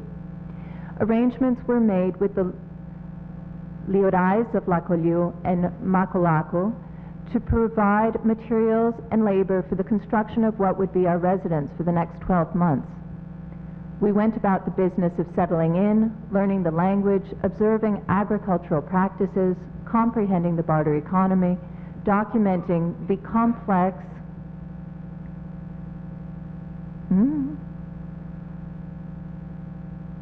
and difficult process of house building and ensuring the basics of our well-being. A series of young guides led me up the mountain paths to diverse lineage sites where dominant grave sites provided first hints of the centrality of ancestors in the Makassae belief system. References to Matabean, where the souls danced, intrigued me, as did a discussion of the need to propitiate a spirit that inhabited an extinct volcano that we had inappropriately ascended with our children when early accompanying the post administrator on the annual census taking. Eventually, I contracted an elderly teacher who I thought could best introduce me to Makassae beliefs and practice beyond the everyday activities I was about to witness. Nanai Naua, who I later learned was the keeper of myths and traditions in his own agnatic lineage, came to our house each morning for language lessons that included kinship terminologies for living relatives and the nomenclature of marital exchanges and associated gift-giving. Over time, we took long walks into the hills where I would inquire about patterns of land use and inheritance, agricultural rituals, and Makassae beliefs about propagation of the land. It soon became clear that marital exchange, social obligations, and reciprocities were integral to lineage structure and alliances, but my inquiries and Nanai's responses were strictly limited by the Makassae taboo against naming the dead outside of ritual contexts. I was ethically bound to respect the restrictions placed on fieldwork, but increasingly frustrated by my inability to penetrate the Makassae belief system and question the profound connections between ritual belief and practice. About 8 months into our stay in Kilikai, now settled into our house, our obligations to the house builders fulfilled, our garden planted, our chicken coop full, our pigs fattened, and our goat giving milk, we took leave of Kilikai to lecture at ANU and take care of some nagging health issues. Our trip coincided with the Passover holiday, and Derek Freeman invited us to join him in a community seder hosted by the Israeli Embassy in Canberra. When we returned to Kilikai, there was a noticeable change in atmospherics, as though by coming back we had demonstrated a commitment and purpose that the Makassae seemed to welcome. Nanai himself was more open and inquisitive and invited me to accompany him to a badalaki and a gift to the grave ceremony. At one point, he spotted on our table a copy of the Haggadah and we had brought back from the Seder, and was immediately curious about the cover drawings of Hebrew scribes who, barefoot and draped in simple cloths, seemed to remind him of himself and other Makassae elders. He asked me what was written in the two distinct Hebrew and English scripts. I told him the book was written in our ritual and everyday language and used to transmit the history of our people across generations. Excited, Nanai cut short our lesson and hurried back in the direction of his ancestral hearth, returning the next morning with a group of elders. Examining the Haggadah, the elders asked for further explanation and wondered whether I could write a Haggadah for them so that they could pass the myths and traditions on to their children. Recalling my training in phonetic script, I said that I could, but would need to learn from them what should be transcribed. Led by the senior Kuruvi, they agreed that I would need to attend their marriage and mortuary rituals, record the origin myth, and map a genealogy from Uruatu, the moon sun supreme deity, across generations to Nanai and his only son. They would speak the names of the spirit ancestors until they determined it was time to placate them and secret their names again with the sacrifices of a ram whose horn turned twice. Nanai was to be my teacher, and I would teach his son how to read the phonetic script. What followed was a field worker's dream come true. Now Nanai could openly relate the origin myth, recount how a wren flew down from the top of Matibian to the sacred site of Turanaba, kicked back the floodwaters, broke his leg, turned to rock, and nestled in a branch by the giant banyan tree. Uruatu's hermaphroditic son followed the wren down the mountain, split into a brother and sister who incestuously bore a baby boy and a baby girl. They procreated as their parents had done and gave their son to the childless founder of Kaosi, Nanai's house of origin.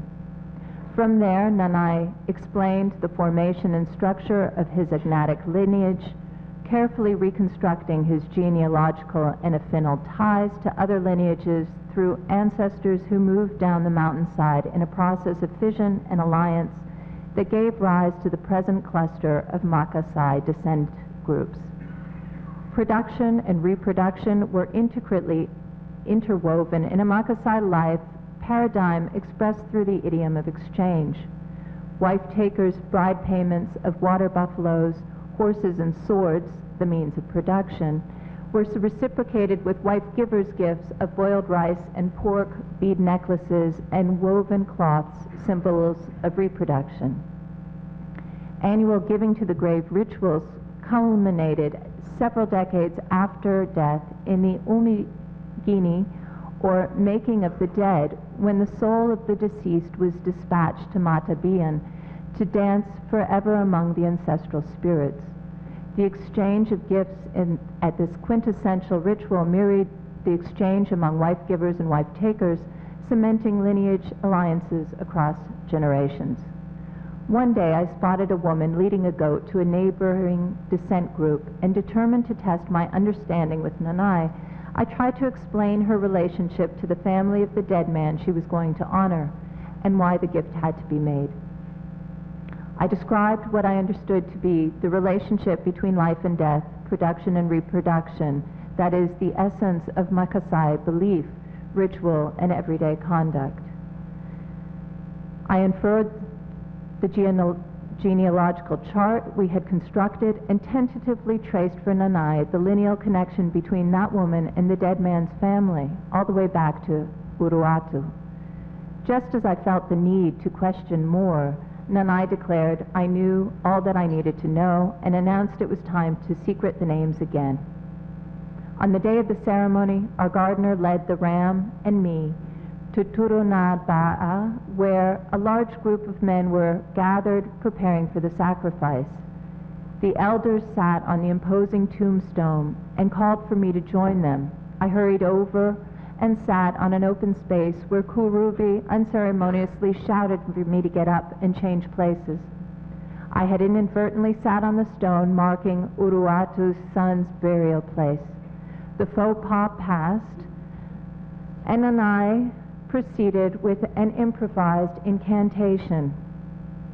This stranger came, and we were obliged to speak your names so he could write them in his notes and books. I told this American, ours are sacred. We cannot speak them idly. After speaking them, we must secret them again. We must make them sacred again. Therefore, this American brought this ram to our hearth to secret your name. Now we put your word in its place again. Your name is sacred again, and also your person. Days later, a Banaleki appeared wrapped around a chair in our house and was unceremoniously dispatched by our gardener. The elders declared it unprecedented. The snake was a messenger, sent to remind me that I had sat in a sacred place and required another sacrifice, this time of a pig to propitiate Uruwatu's son. A date was set for the sacrifice, but before the time came, a fire broke out in one of the lineage houses and spread quickly across the mountainside, destroying dozens of others, and in Turunaba, the sacred houses of the founders, a divination was required, according to Nanai, to determine the cause of the blaze, ostensibly a spark from a cooking pot left unattended while the occupant went to market. I attended the divination with some trepidation, fearing the ancestors' displeasure would finger me as the cause, but as Nanai laid out a circle of 26 stones, none was named for me, and the young rooster that had not yet sung died across the very stone named for the lineage house of the unattended cooking pot. I was spared, but the fieldwork was not. The names were secreted, as were the rituals to which I was no longer invited. We spent our days completing household questionnaires and recording losses from the fire: a sword, a lipa, a spoon, a sack of rice stored for sowing. At the same time, local politics were heating up around the three newly formed political parties. Ramos Horta, speaking one Sunday at the Kelikai market, tried to rally the Makassae in support of Fretilin, at one point decrying the presence of CIA agents in their midst. The accusation fell on uncomprehending Makassae ears, but reminded me of Sinati's admonition to keep clear of local politics. We anticipated our descent from Matebian and our return to the United States, where I took up a new post as professor of anthropology, Latin American, and Southeast Asian studies at the University of Michigan. I began an ethnography on the Makassae and published several articles about their way of life and the belief system that guided it. I sorted materials that I immodestly hoped would become the Makassae Haggadah. I suspended work on both after Indonesia invaded East Timor. Matebian, the last region to be pacified from the Portuguese, also became the center of East Timorese resistance. It bore the brunt of intense fighting beyond the terror that all of East Timor experienced. The last message I received from Kelikai in late January or early February 1976 was from Nanai. Written in Makassae in the phonetic script I taught his son, it read, "There is no food. We are all dying. Please help us." I sent food and seed, not sure to where, and appealed to the International Red Cross for information.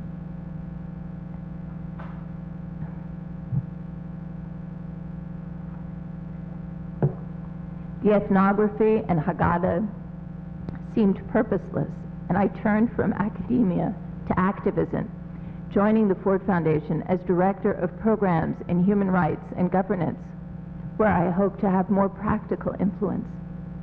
I gave testimony, along with Betsy Traube, at a U.S. congressional hearing, engaged the media, worked with the UN East Timor negotiating team, lobbied ambassadors to the UN, and provided what support we could to Ramos Horta and the international resistance.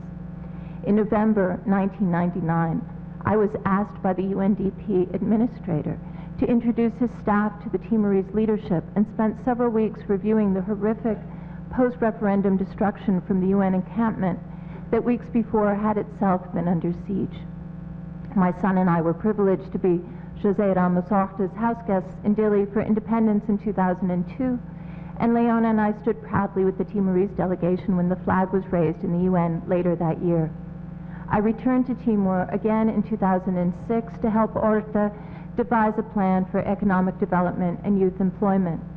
On those last two visits, in 2002 and 2006, I had occasion to return to Kelikai. Visibly little seemed changed, save for some urban growth with a number of houses now encircling ours. Rice was being harvested, and I wondered if the ritual sowing and threshing had returned to the terraced paddies along with the Makassae, who, en masse, had fled to the mountains or were dislocated to coastal encampments during the Indonesian occupation. I imagined returning for a longer time, spreading my genealogies across the floor, and determining what had happened to each descent group after the invasion and during the occupation, an ethnography of occupation, if you will, and comparing ritual practice between then and now. Most of all, I regretted not completing the promised Haggadah. As for the ethnography of the Makassae, the draft chapters no longer make sense to me, and I believe I now understand why I never finished it. My diaries and correspondence from the field reveal how I, as a person, my background, beliefs, and behaviors, and the presence of our family became a part of the place and circumstances I had set out to objectively study. In a book in press, Christopher Shepard examines how we, the anthropologists, and other outside observers, not only alter the social environment in which we locate ourselves, but also affect the beliefs, perceptions, and animistic outcomes of the people we set out to neutrally observe. Our family misadventures, ascending the sacred volcano, sitting on Uruatu's son's gravestone, killing the messenger snake, disquieted the Makassae's notion of their relationship to the ancestors. Our presence disturbed the nature of things and has to be part of the story. An ethnography of them evades the essential question, what is field work after all? At Chris's urging, Leona and I are undertaking a new project, an ethnography of us among the Makassae. Uruatu, Tagubo, Ue. I would love to meet those of you who will still be passing through Rio. Thank you.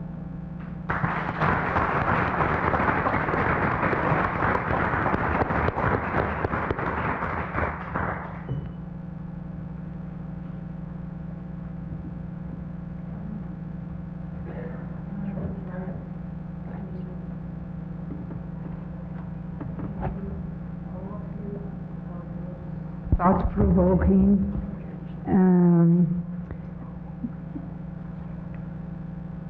texts, and I think there are so many questions to ask to all of you. I think we would need a whole afternoon to be able to develop them. But I want to ask Danielle, should we open for questions or it's too late? Yes, we will.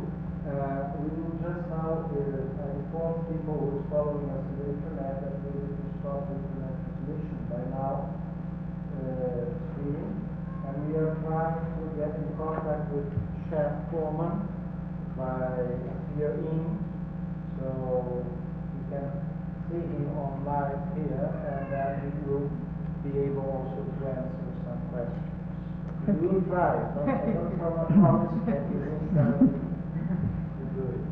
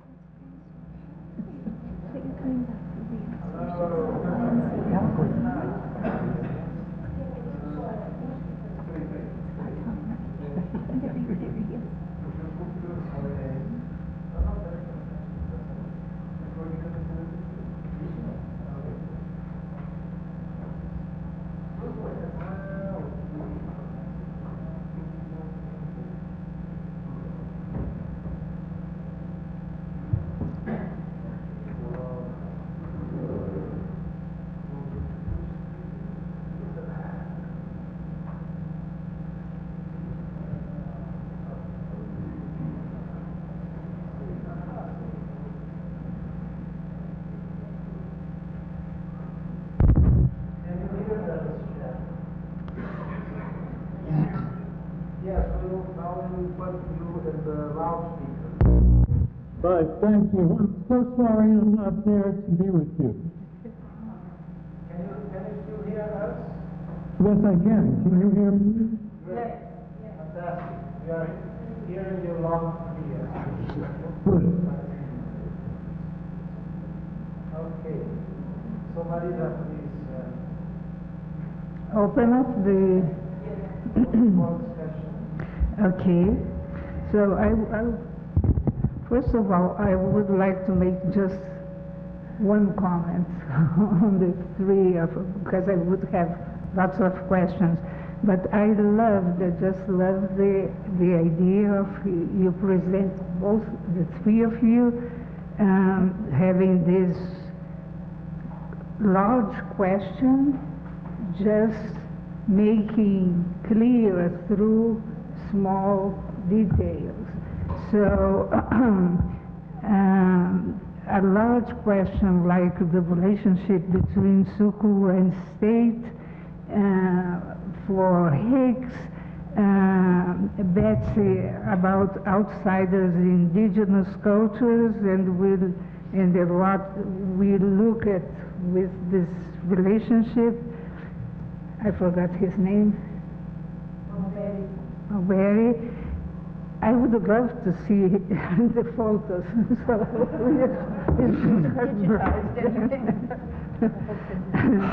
And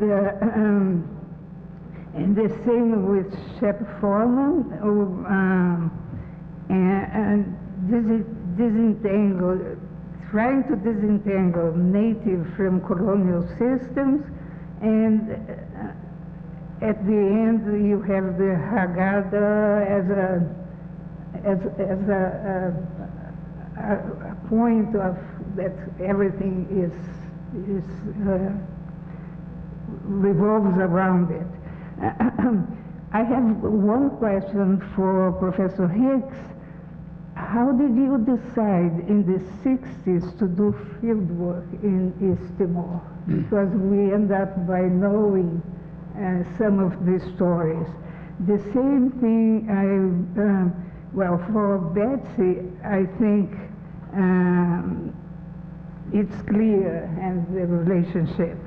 And I think Professor Hicks has just a minute, has a point in 1965 of working with the Kaingang. So and to Shep Foreman,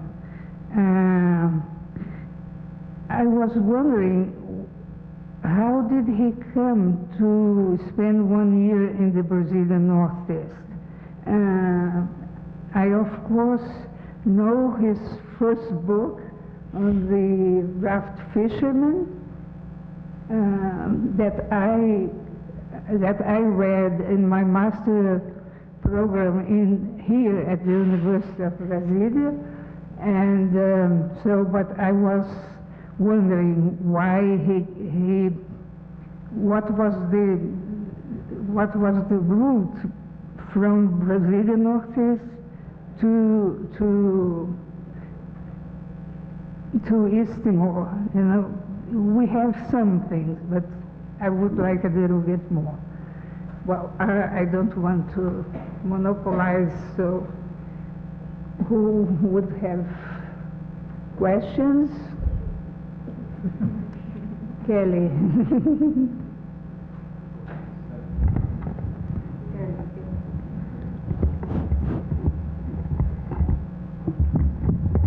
Alô? Tá. Bom dia a todos.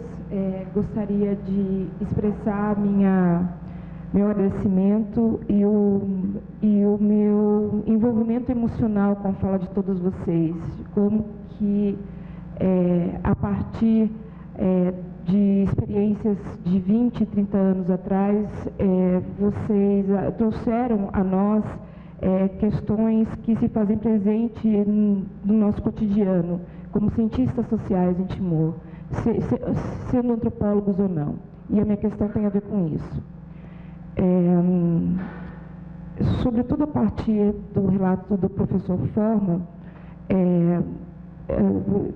eu fui... A sua narrativa, professor Forma, me lembrou de sentimentos que muitas vezes tomam a minha mente, né, a respeito do que fazer diante de certos fatos sociais em Timor. Grosseiramente falando, tocou na questão do compromisso político e do relativismo. Como resolver essa equação? Como continuarmos a sermos antropólogos e, ao mesmo tempo, enquanto antropólogos, não podemos, enfim, desconsiderar nossa posição de sujeito em campo e, ao mesmo tempo, levar a sério o sofrimento de algumas pessoas sem nos tornarmos reféns de narrativas metaculturais. Enfim, como responder aos desafios políticos que pedem a nossa ação, como aquele bilhete que o senhor recebeu do seu interlocutor, pedindo comida, porque afinal estavam todos morrendo. Como lidar com situações como essa e, ao mesmo tempo, perseguir os nossos objetivos antropológicos, de ciências sociais. Eu tomo o paper do professor Forman como âncora para pensar nessa questão, que não é uma questão que toca exclusivamente os antropólogos, certamente toca a todos nós, cientistas pesquisadores de várias disciplinas que atuam em Timor. E eu gostaria de ouvir os comentários dos membros dessa mesa, tendo em conta esse compromisso de longa duração de todos vocês com Timor. O que a experiência de vocês tem a dizer sobre isso? O que vocês podem nos ensinar a respeito disso? Na medida que essa é uma ansiedade que certamente toma conta de grande parte daqueles que estão nesse auditório hoje. Muito obrigada. Susana.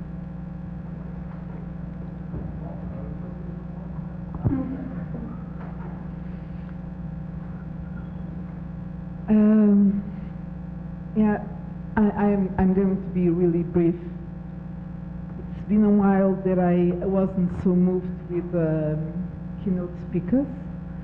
I first want to thank Betsy because she brought a really complicated issue in anthropology with both a reflexive turn and really deep considerations on what it is to do anthropology.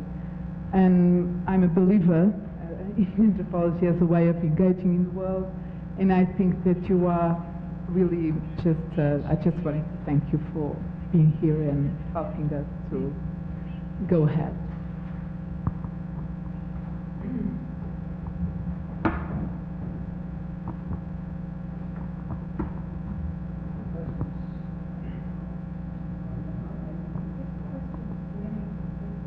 Yes.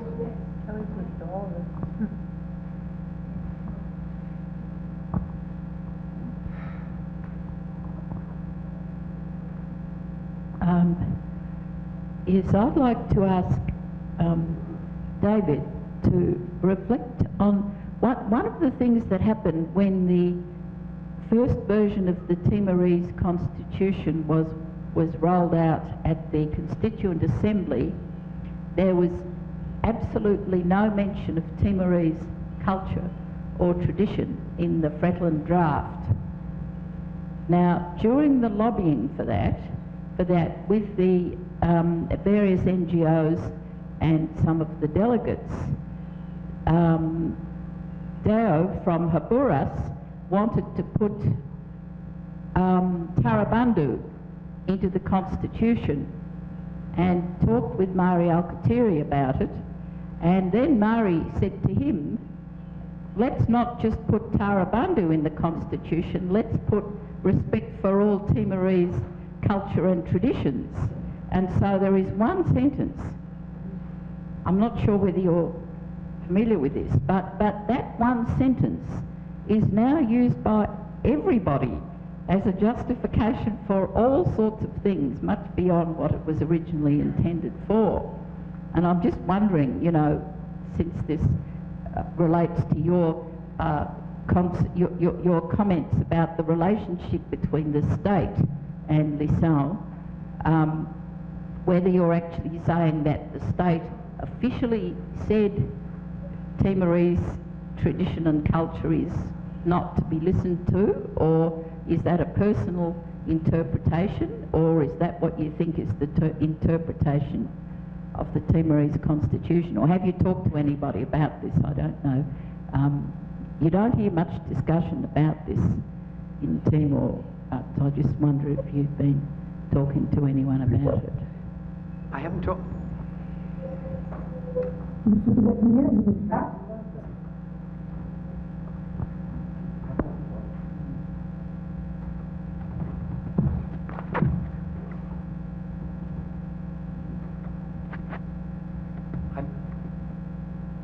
Okay, let's see. Oh, yeah, it's working fine. I'm beginning my research into this topic now.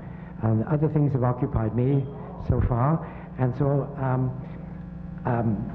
I took advantage of Kelly's request to try to see how the past fitted in with the present in political terms, in terms of the relationship between the state and locality, by going back to my notes and reading up what researchers whose names I've mentioned in the talk today have said about this.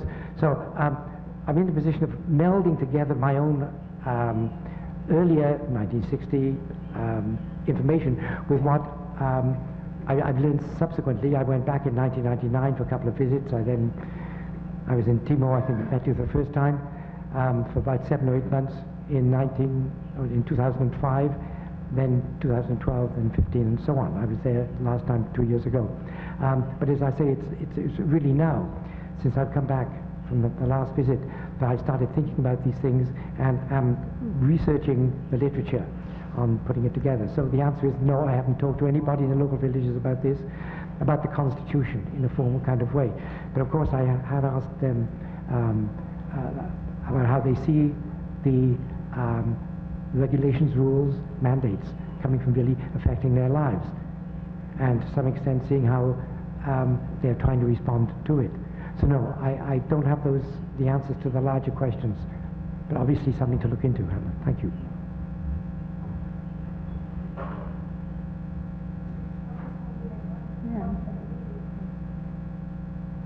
Just a word to Kelly's question. I don't have an answer to it, but I do think that we've been trained to, for so long we've been trained to regard the affective connections as in tension with or antithetical to some objective pursuit of knowledge, and I think that that's a false dichotomy, and that the ways in which we connect and become drawn into the worlds that we study, as Shep says, you can't separate that out.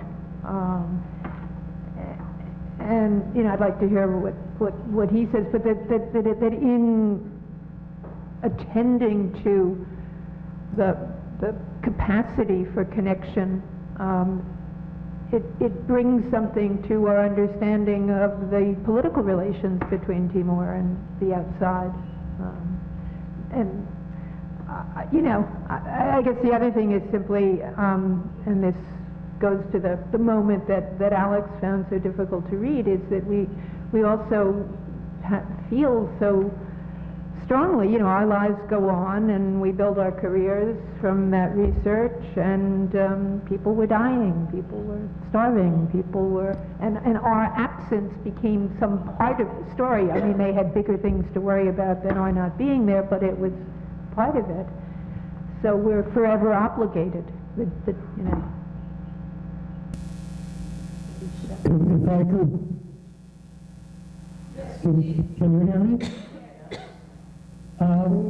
In response to Kelly's really interesting question about anthropology as science, or perhaps better, as human science, and how you work through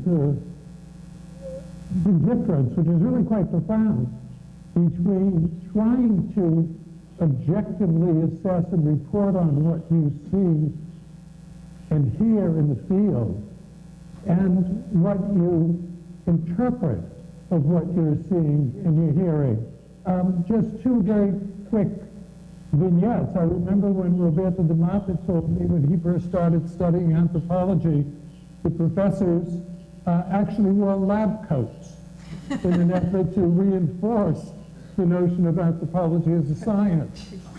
And I can recall that when I a paper in Natural Science magazine about my role as an anthropologist in structuring the field situation in which I was studying, the misadventures that I referred to today. Marvin Harris and Pete Ryder both chided me in letters saying that I was doing great harm to anthropology when they were trying to construct it as a science. In my view, anthropology and field work is eminently personal. And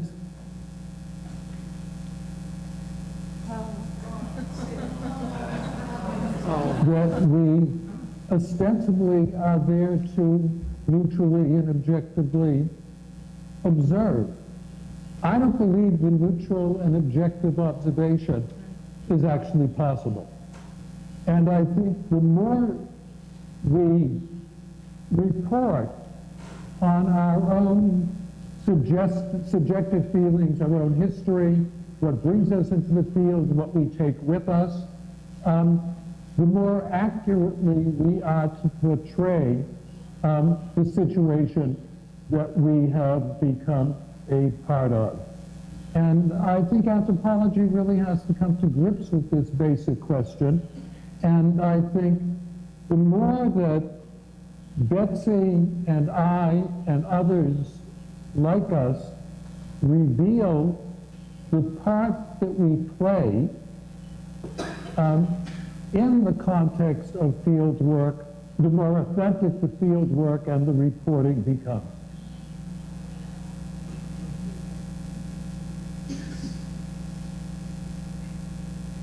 Sure, I have two questions unanswered, I'm sorry. My first subject studying at college was geography. And there was a course that dealt with the comparative culture of world societies. And including among them were some of the tribes of the Amazon. And I became very much infected with the desire to come to Brazil and study in the Amazon. Actually, it took about 50 years, 60 years, because my wife and I visited the Amazon last week as a tourist. And so when I decided, when I'd taken this course, I decided that geography was fine, but there was something else that might be more interesting, and that was social anthropology. And so I went to Oxford and studied social anthropology with the intention of, in fact, going to the Amazon and doing field work. And as it happened, the more and more I read about anthropology, and the more I became influenced by the style of anthropology that was current in Oxford in those days. Betsy mentioned Lévi-Strauss. His influence was very strong. I was very much interested in what they called structural analysis. And a prime object or example of structural analysis was in what we call now, of course, in Timor, Fetisau Mani. It's not quite the same as the Balaki, Fetisau Mani.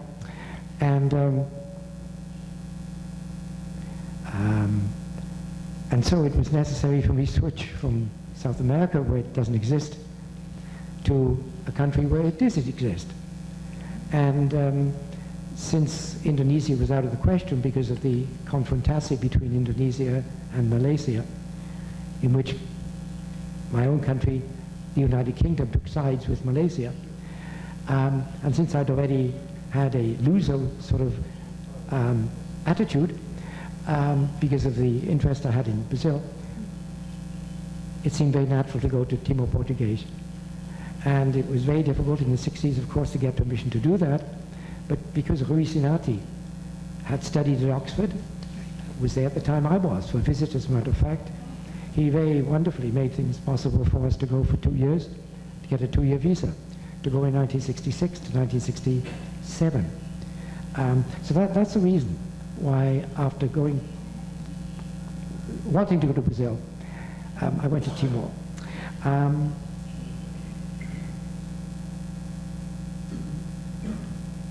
And the second question was about my fieldwork, our fieldwork in the 60s, was it? Who had this? There's no second question? Oh, good. Okay, that's fine. Except that, Shep, I haven't seen you. We haven't seen each other since 1971. Wow. Oh, I'm sorry, I didn't hear that, David. We haven't seen each other since 1971? That's correct. Before we went into the field, we consulted with you and Maxine about what life would be like with us and our young children. And it would be great to catch up in person. If you're coming through Rio, we are. Stop by. See you in a few days' time, I hope. I'd like to add something if I could. You know, it's interesting, watching David, Betsy, and I, and thinking about Nanai, I realize we're elders. That's something you shouldn't have said. That's the only negative comment you made. I agree with everything else, but I don't agree with that. I'd like to add a dimension to Kelly's really very important question, and that is, what is our responsibility as anthropologists to do no harm? And let me give you 2 examples. My first field work was done in the northeast of Brazil, 1964 to 1965. I was on the beach in Copacabana on April 1st when Navy ships came in and took positions in the bay, then went to the northeast and stayed in the village in Alagoas for a little more than a year. And after I left the village, I learned that days later, the Brazilian army came through the village, going from house to house asking, what was this stranger doing there? That's a heavy load to carry. And when I left Timor and began to teach at the University of Michigan, I recall that shortly after the invasion, I was lecturing to my Anthropology 101 class. And I had just read a report in which Adam Malik, the then foreign minister of Indonesia, had said that in the first weeks or month of the invasion, 80,000 people had been killed. And I cited that figure in my classroom, left the classroom, walked back to my office, stopping to pick up my mail in the department office, a walk that maybe took 10 minutes. And when I got to my office door, the telephone was ringing. And it was the Indonesia embassy in Washington wanting to know where I got the figures of 80,000 dead that I had cited in my classroom. It simply meant that the Indonesians had people watching me in my classroom, which is kind of inhibiting in terms of what you then go on and say and teach. And I think it's a problem that we as anthropologists pay far too little attention to as part of our prerogative to be objective observers and write about some situation that we think we are observing in a way that we can do so apart from ourselves. And so again, these are issues of not just field work, not just science, not just how we behave as humanists or as human beings, but also there are questions about what is our ethical responsibility to the people that we're studying.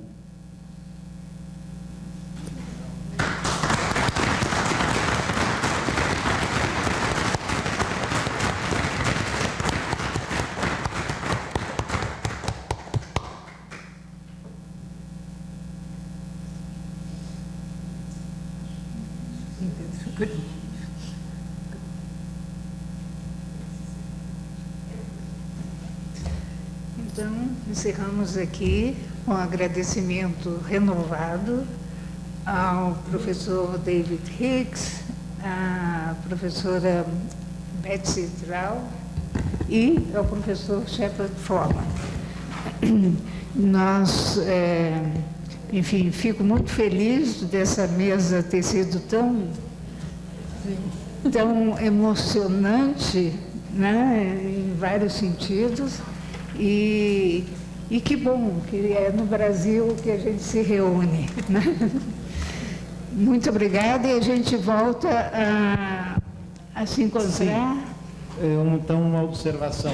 Nós estamos um pouquinho behind the schedule. So now we are going to have lunch. The lunch is available. It's kind of a restaurant to those who want to eat here. It's 25 reais per person. In that tent, naquela tenda em frente aqui ao edifício, onde foi a inscrição. Where was the registration desk? This is because there are no restaurants so nearby here, the building, so you can go and come back quicker. And we will have 45 minutes to the lunch. So we hope this is enough. After coming back from lunch, depois de voltarmos do almoço, vamos direto aos grupos de trabalho. We go to the panel sessions. And you may see the rooms are indicated in the program, and you may follow the maps. So I just like to end this saying thank you very much for our elders, which we really respect and admire. Thank you very, very much.